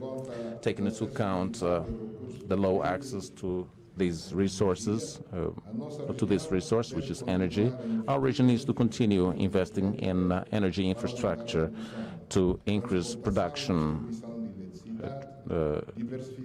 transmission and diversification of energy sources, and adopt sustainable practices that are crucial for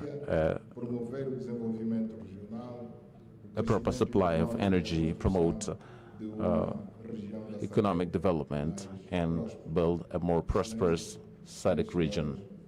Your Excellencies, ladies and gentlemen, we cannot talk about an integrated region without free movement of people in the region. By so doing, through our borders, we can promote economic development, social development, and cultural exchanges. And it's based on this fact that I noted that last year we have had so many efforts to improve the free movement of goods and people in our region. Some member states have introduced visa exemptions, and others have abolished visa requirement for all member states of SADC. It is heartwarming to know that we are taking firm steps to remove barriers and restrictions to the free movement of people and goods. We have to highlight the cooperation between all member states of SADC with regards to the creation of one-stop border posts in order to simplify and facilitate the movement amongst us. A number of such posts have been created in borders between Zambia and Zimbabwe, Botswana and Zambia, Malawi and Zambia, Tanzania and Zambia.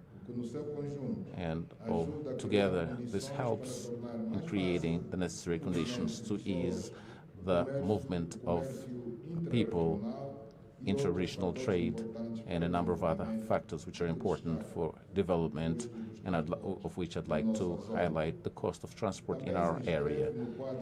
And under these efforts, we also have the Lobito Corridor, which is an important infrastructure in Angola, which will allow to link the DRC, Zambia, to the Atlantic Ocean, through which they'll be able to send raw materials, goods and services in a way that would encourage competition.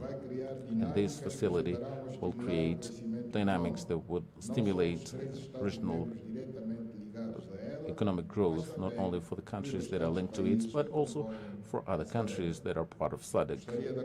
I would like to add to these factors that I've mentioned.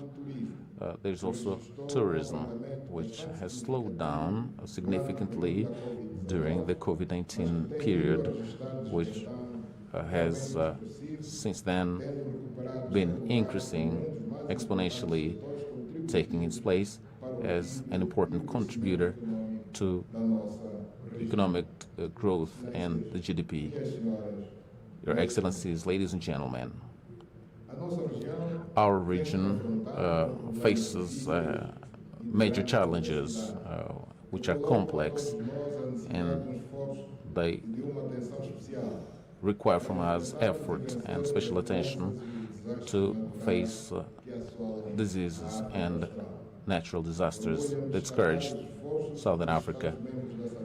It is good to highlight the efforts of member states, and they do so in a determined way to reduce the number of cases of HIV/AIDS, and we have had a number of results which are heartwarming, as we have a reduction in the number of new infections between 2010 and 2022. These results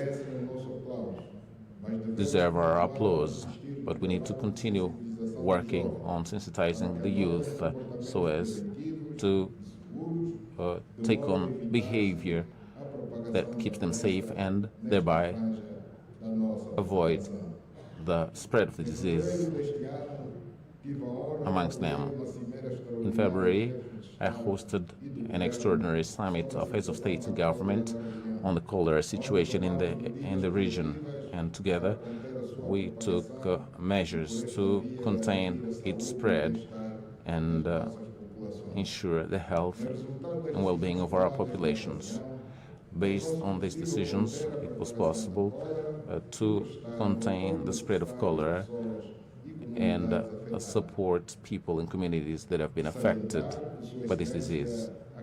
His Excellency Hakainde Hichilema, the President of the Republic of Zambia, has successfully led the fight against cholera in SADC region as a regional champion against cholera. Our heartfelt thanks for these efforts.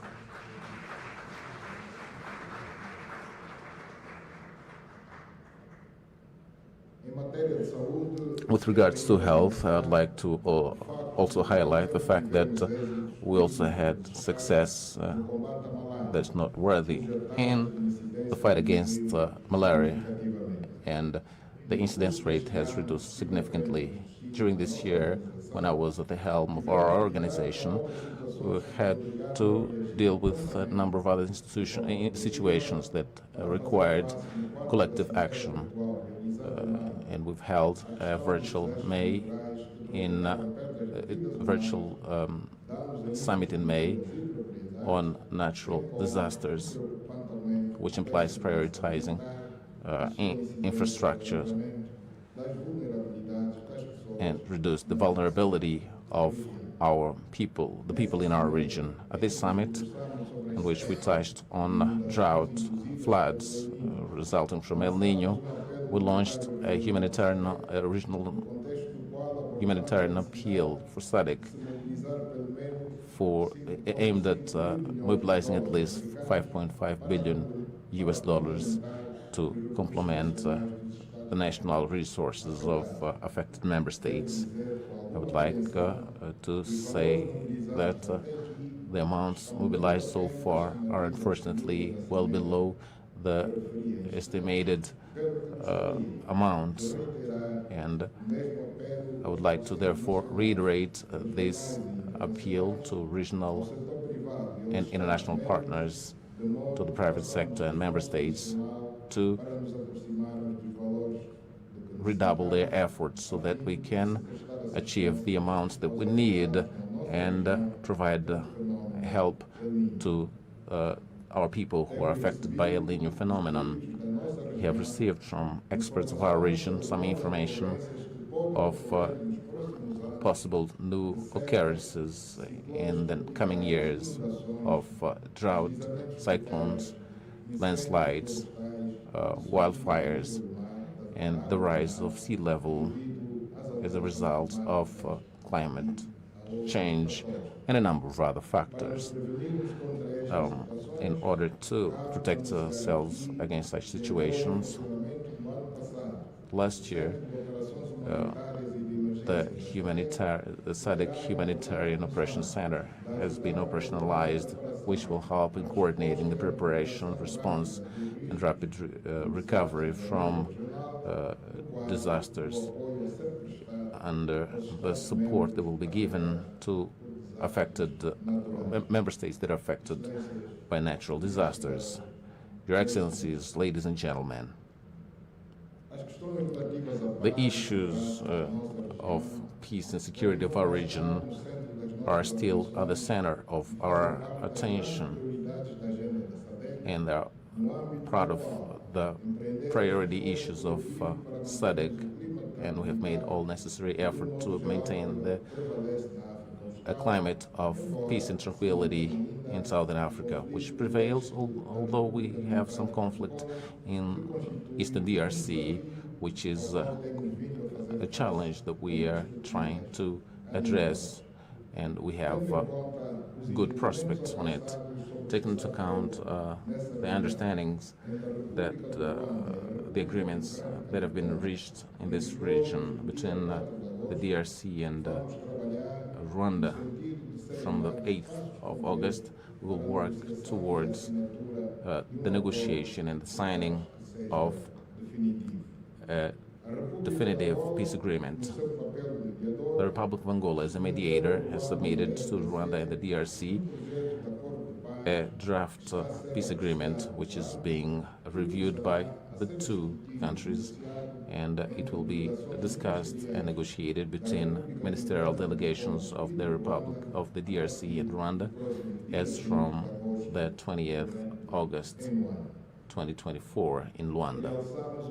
We would like to highlight the role of the chair of the organ has played in order to carry out this mission, SADC mission in the DRC, in order to have a positive contribution to the creation of an environment that allows for mitigating the conflict factors. There is also the situation of the security situation in Cabo Delgado province in Mozambique, in which on the 4th July this year, the SADC mission has come to an end, and this mission has played an important role in helping Mozambique in facing terrorism and extremist violence, violent extremism, and we have been able to address the issue.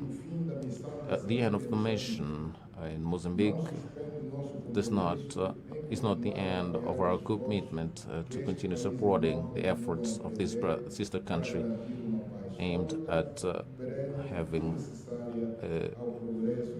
peace which is necessary for the progress of the country. In this globalized world, SADC pays attention to peace and security issues throughout the world, without which all efforts to ensure food security will be compromised. It is therefore urgent to end the war in Sudan, given the serious consequences on the lives of people who are facing one of the worst humanitarian catastrophes. There is the destruction of infrastructure in the country, and given its location and the size of the country, it is a major threat to the countries of Great Lakes and the Eastern Bloc. Peace has to be negotiated with all parties in that conflict in order to address the current situation and afford the country an opportunity to reconstruct, to rebuild, and ensure the return of displaced persons to come and develop their economy. We also defend the end to the war in Ukraine through negotiations that respect the principles of independence and sovereignty of countries as per the international law and the UN Charter. Having condemned the attacks on the 7th October 2023 against Israeli citizens, we also condemn the genocide that the country is witnessing in the Gaza Strip against the Palestinians, and the main victims are women, children, hospitalized persons. There's a need to negotiate peace, to end the war, free Israeli hostages, and Palestinian prisoners as per the terms set out by the UN to end this conflict, which drags on for years, since the 50s. That was last century. Your Excellencies, ladies and gentlemen, I would like to take this opportunity to underline the role of SADC in building the basis for regional integration. And there's been effort to promote socio-economic development of all its 16 member states. Having been given the honor of chairing SADC over 12 months, I've been able to see the efforts that we've been applying to improve the situation in all member states and in the lives of its people. All results that have been achieved are based on the selfless work of the Secretariat led by His Excellency Mr. Maposi, who have not spared efforts in supporting tirelessly my chairmanship that I've exercised up until now. I'm now coming to the end of this term, and I am sure that the decisions from this summit, the 44th, will strengthen our collective action to surmount obstacles and face challenges we have in future to bring about a better future for our region as we want it to be industrialized, peaceful, inclusive, competitive, and of middle-high income, in which all citizens have an economic well-being, justice and freedom, as we set out in the 2050 SADC vision. It is now my honor and privilege to transfer the chairmanship, to hand over the chairmanship to my brother Emerson Mnangagwa, President of the Republic of Zimbabwe, who surely will apply all his knowledge in a committed manner in promoting initiatives that will help in accelerating our efforts for a deeper regional integration, sustainable development, peace and security. Allow me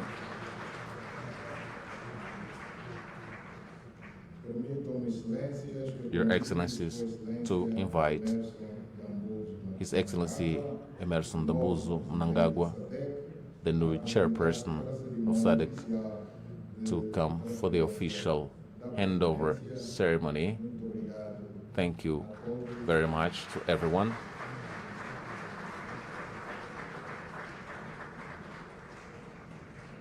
Your Excellency, we request their Excellencies to just come in the center. We are now going to witness the handing over of the chair from the Republic of Angola to the Republic of Zimbabwe. And the chairperson, Republic of Angola, His Excellency, Mr. João Manuel Gonçalves Lourenço, is going to give the chairpersonship pin to His Excellency, Dr. Emerson Mnangagwa.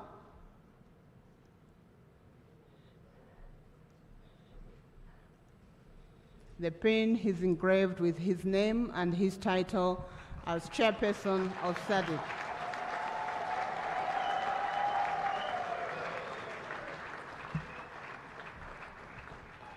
In addition to the pin, he's also going to hand over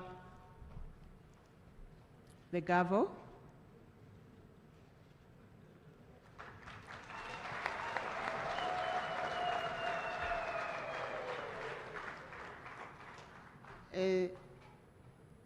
The Republic of Angola is handing over the gavel, which is one of the instruments of power which we use to make decisions.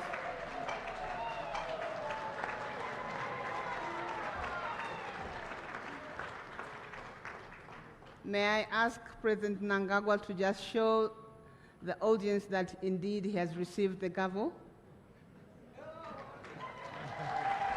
Thank you.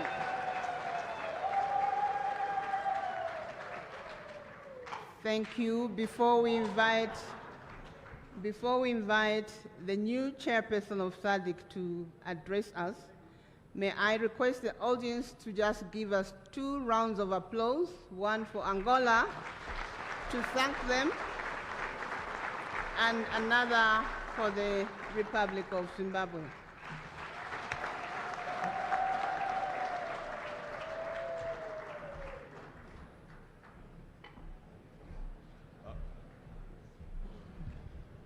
Beautiful. Another round of applause, ladies and gentlemen. It's a deserved round of applause. We just witnessed a smooth handover of power. Let me, at this juncture, distinguished delegates, Your Majesty, distinguished heads of state and government, our honorable vice presidents, our first ladies, Speaker of Parliament, President of the Senate, President of the Pan-African Parliament, members of the Diplomatic Corps, and all esteemed delegates. Allow me at this juncture to now invite the newly minted chairman of SADC, His Excellency, His Excellency, President Dr. Emerson Dambuzo Mnangagwa, the President of the Republic of Zimbabwe, to make his acceptance speech.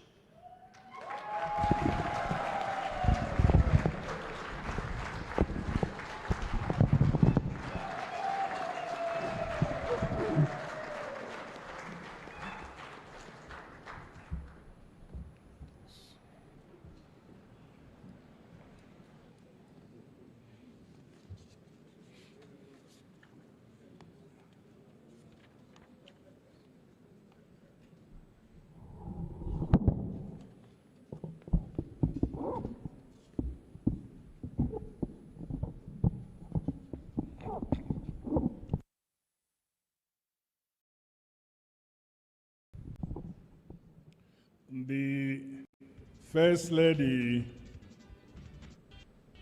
Amai Dr. Auxilia Mnangagwa, Your Majesty, King Mswati III of the Kingdom of Eswatini, Your Excellency João Lourenço, President of the Republic of Angola and outgoing Chairperson of SADC, Your Excellency Samia Hassan, President of the United Republic of Tanzania and the Chairperson of the Organ on Politics, Defense and Security Cooperation, Your Excellency Hakainde Hichilema, President of the Republic of Zambia and outgoing Chairperson of the Organ on Politics, Defense and Security Cooperation, Your Excellencies, Heads of State and Government and the Heads of Delegations, Your Excellency, Chairperson of the SADC Panel of Elders, former President Jakaya Kikwete, Your Excellencies, First Ladies here present, Vice President of the Republic of Zimbabwe, Honorable General Retired Dr. C. Julian Chiwenga, Vice President of the Republic of Zimbabwe, Honorable Colonel Retired KCD Moadi, the Minister of Foreign Affairs, International Trade, and Chairperson of the SADC Council of Ministers, Ambassador Frederick Shawa, Honorable Ministers and various political leaders of the Republic of Zimbabwe, Your Excellency, my dear brother, Elias Magosi, SADC Executive Secretary, Your Excellency, Executive Secretary of the United Nations Economic Commission for Africa, Ambassador Clever Gatete, Your Excellencies, Heads of Regional Economic Communities and international organizations who are here, Your Excellencies, members of the Diplomatic Corps, senior officials and delegates from SADC member states, distinguished guests, members of the media, fellow SADC citizens, may I express my profound appreciation to His Excellency João Lourenço, President of the Republic of Angola, for the astute and visionary leadership in steering our organization as chairperson of SADC during the past year.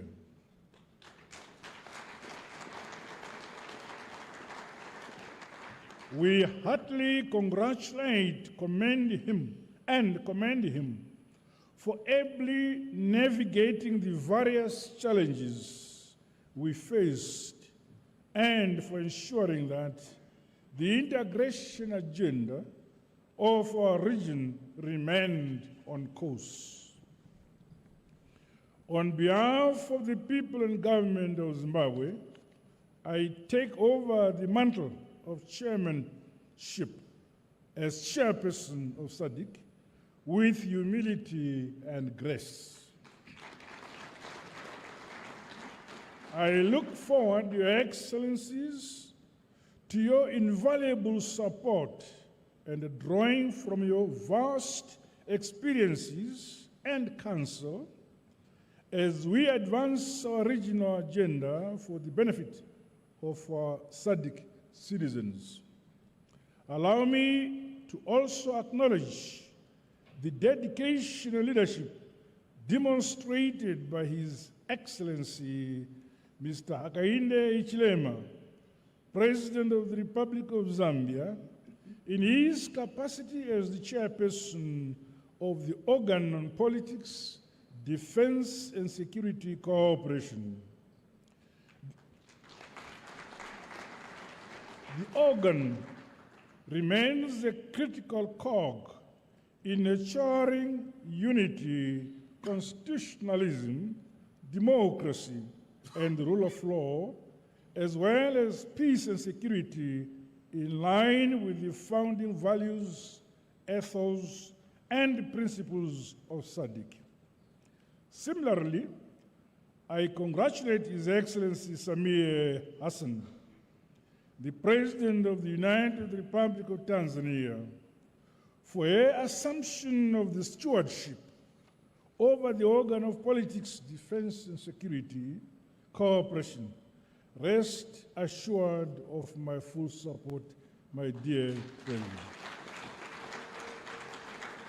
Your Majesty, Excellencies, ladies and gentlemen, this year's theme, and I quote, promoting innovation to unlock opportunities for sustainable economic growth and development towards an industrialized SADC, end of quote, brings to the fore the role of innovation in sustained economic transformation and development.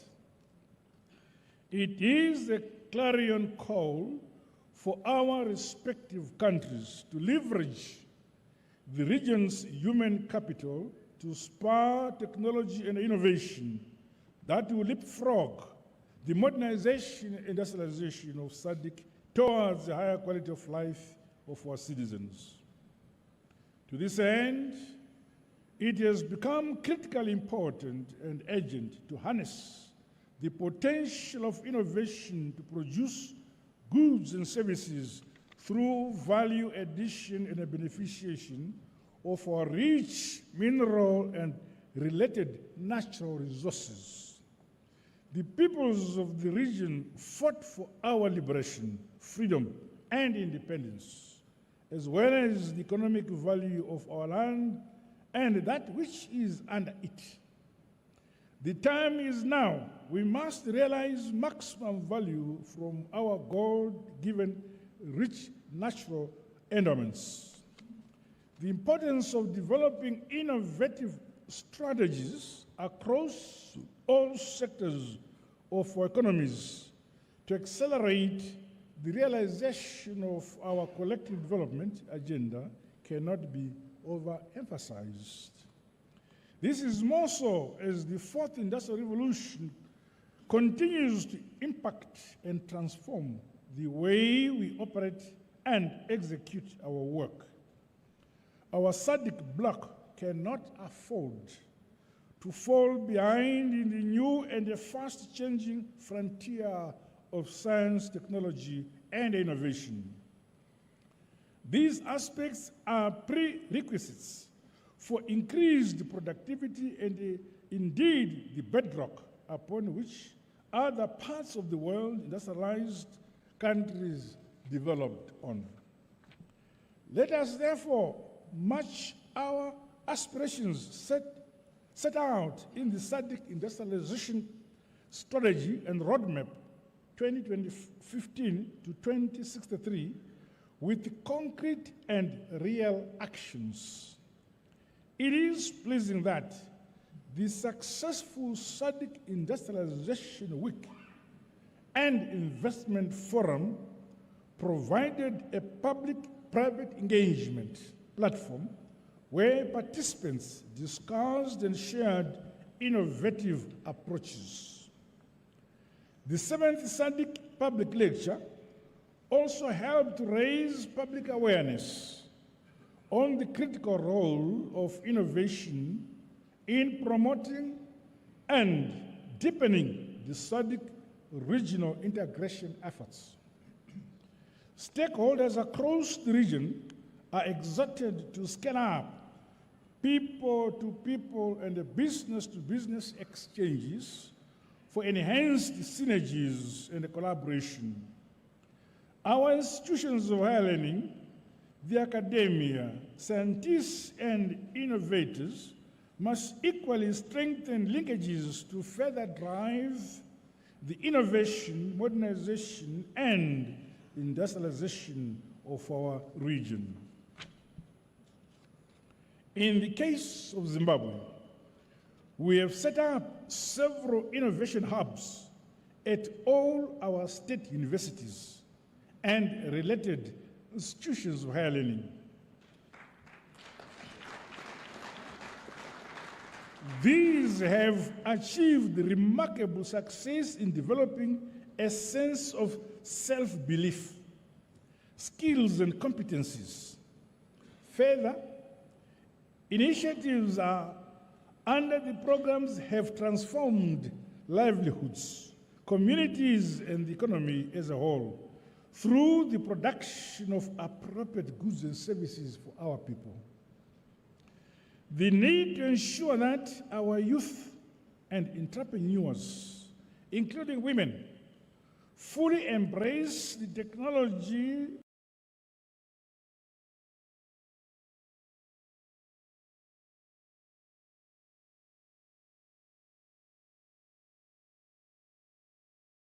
and innovation revolution should be one of our key priorities in the region. Through purposeful collaboration in the ICT sector, we can advance our collective interests as a region, including closing the digital divide. As the current crop of leaders, we have a weighty responsibility to facilitate a conducive environment for our citizenry to thrive and do their part for the realization of the modern industrialized SADC we all want. No one and no country should be left behind.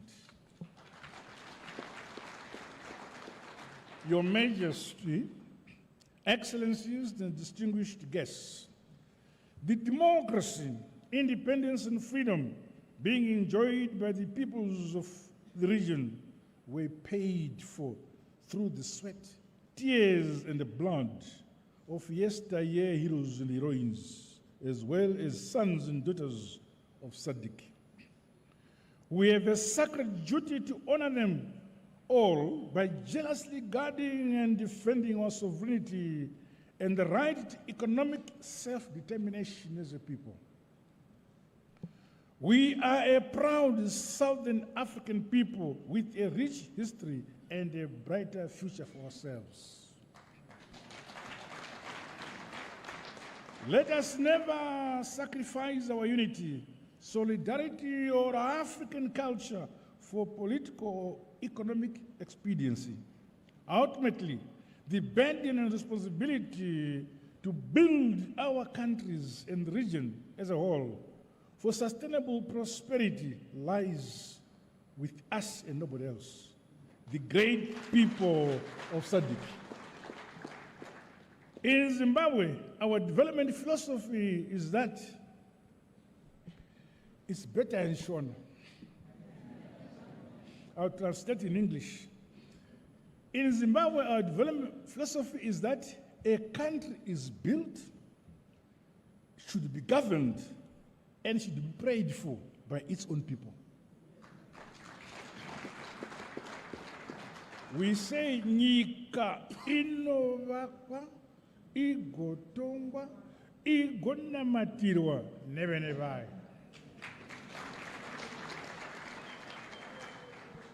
Likewise, our region SADC will be modernized and industrialized by its own citizens through our individual and collective efforts.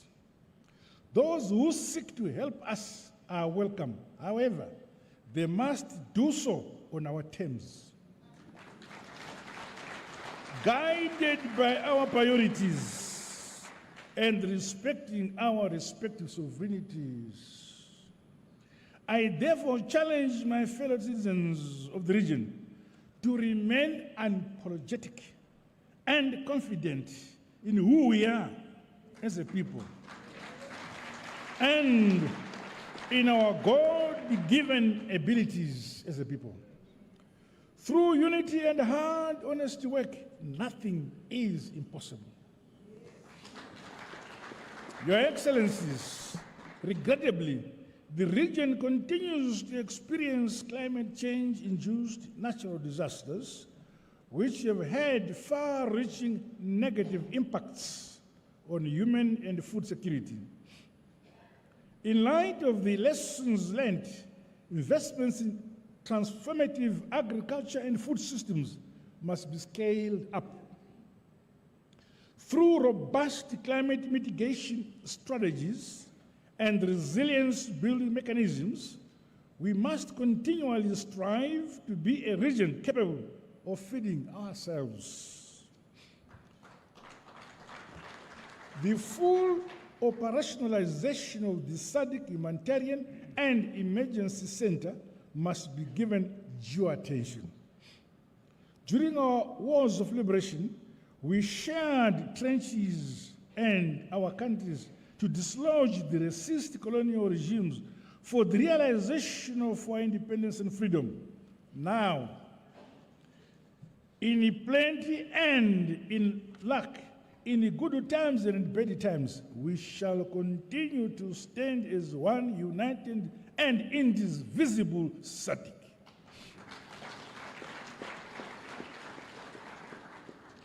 In accelerating the modernization and industrialization of our countries, the broadening and expansion of our energy infrastructure, with particular emphasis on renewables, is critically important. As developing countries, we contribute the least to global carbon emissions, and yet we are the most affected. In an endeavor to promote the green agenda, my government is broadening our country's energy mix. This has seen the generation of energy from waste, along with other renewable energy sources. One such facility which converts waste to energy is the Geopomona Waste Management Plant. A visit to the facility has been arranged as part of our program on the 18th of August, which is perhaps tomorrow. Your Majesty, Your Excellencies, ladies and gentlemen, as I assume the chairmanship of SADC, I'm aware of the historic and momentous role played by our founding fathers and their vision for a united, independent, integrated, peaceful, and prosperous region. It is indeed most opportune that this fourth ordinary SADC Summit is convening a few days after we commemorated our 44th National Heroes Day on 12th August 2024 here in Zimbabwe. We remain mindful that the protracted struggle for the liberation of our beloved motherland, Zimbabwe, would have never been realized without the support of our brothers and sisters in our region, as well as other progressive countries from beyond. We are forever grateful. It is in this unquenchable spirit that Zimbabwe is pleased to invite Your Excellencies and your esteemed delegations to witness the unveiling of the SADC Liberation Square, which is located within the premises of the Museum of African Liberation. This true story of our rich liberation heritage must be preserved and told to present and future generations through our own African narratives. For a people without knowledge of their history, their origin or their culture are like trees without roots. Earlier this year, our region was saddened by the passing on of the President of the Republic of Namibia, His Excellency Comrade Hage Geingob. He was a liberation hero, visionary statesman, and a pragmatic leader who served not only the people of Namibia, but SADC as a whole. A staunch defender of African independence, freedom and non-interference in our internal affairs, his unwavering commitment to justice, dignity, and equality will be treasured for posterity. May his soul continue to rest in eternal peace. Your Excellencies, Your Majesty, It is my humble and sincere hope that the SADC year ahead will enable us to accelerate the implementation of regional projects and programs.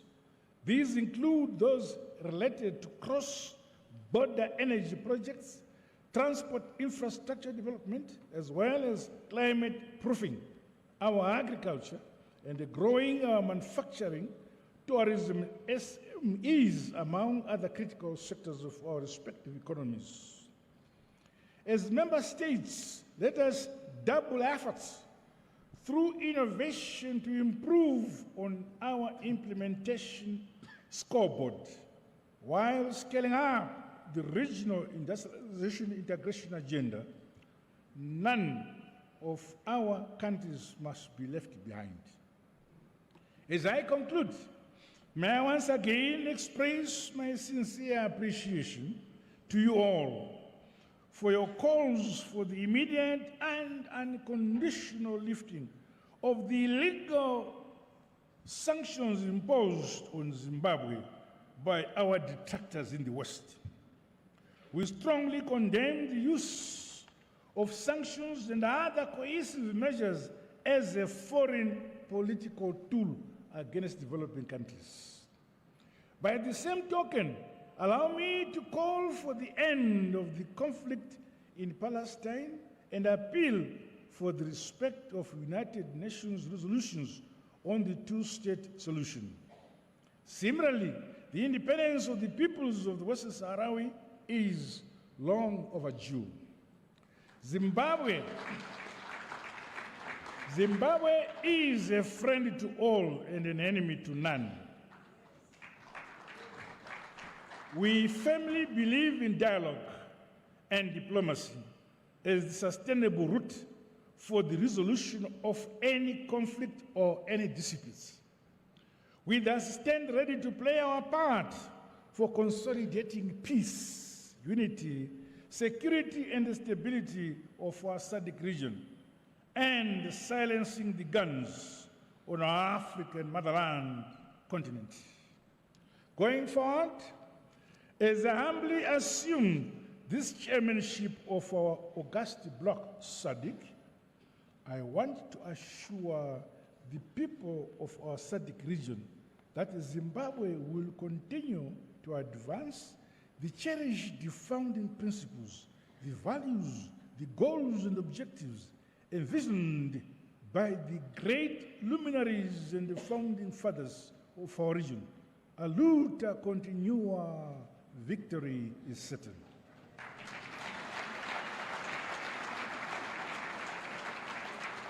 With these remarks, may I once again welcome you, Your Majesty, Your Excellencies and distinguished guests, and wish you all a productive and fruitful summit and stay in Zimbabwe.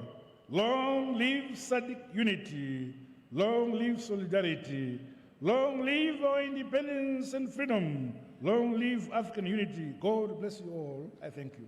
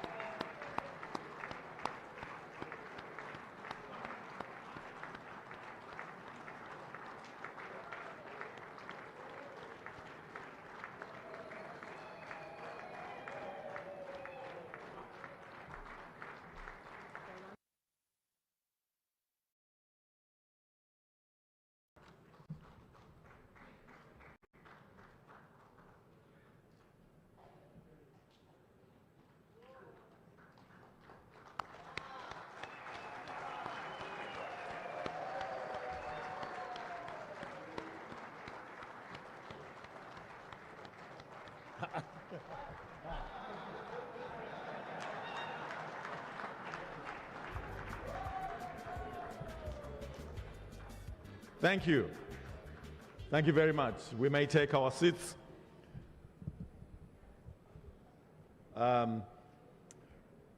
Once again, congratulations to His Excellency, Dr. Emmerson Dambudzo Mnangagwa, President of the Republic of Zimbabwe, on the assumption of duty as chairman of SADC. I was going to say, allow me on my own behalf, on behalf of my family, to be the first one to congratulate him, but I think I'm among the top table to congratulate him. So congratulations, Mr. President. This concludes the opening session of this 44th SADC Summit of Heads of State and Government. At this juncture, I would like to make some announcements that will help us proceed to the next activities. With regards to the summit, at 2 p.m., His Majesty,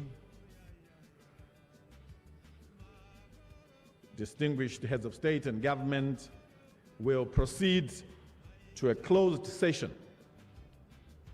in the National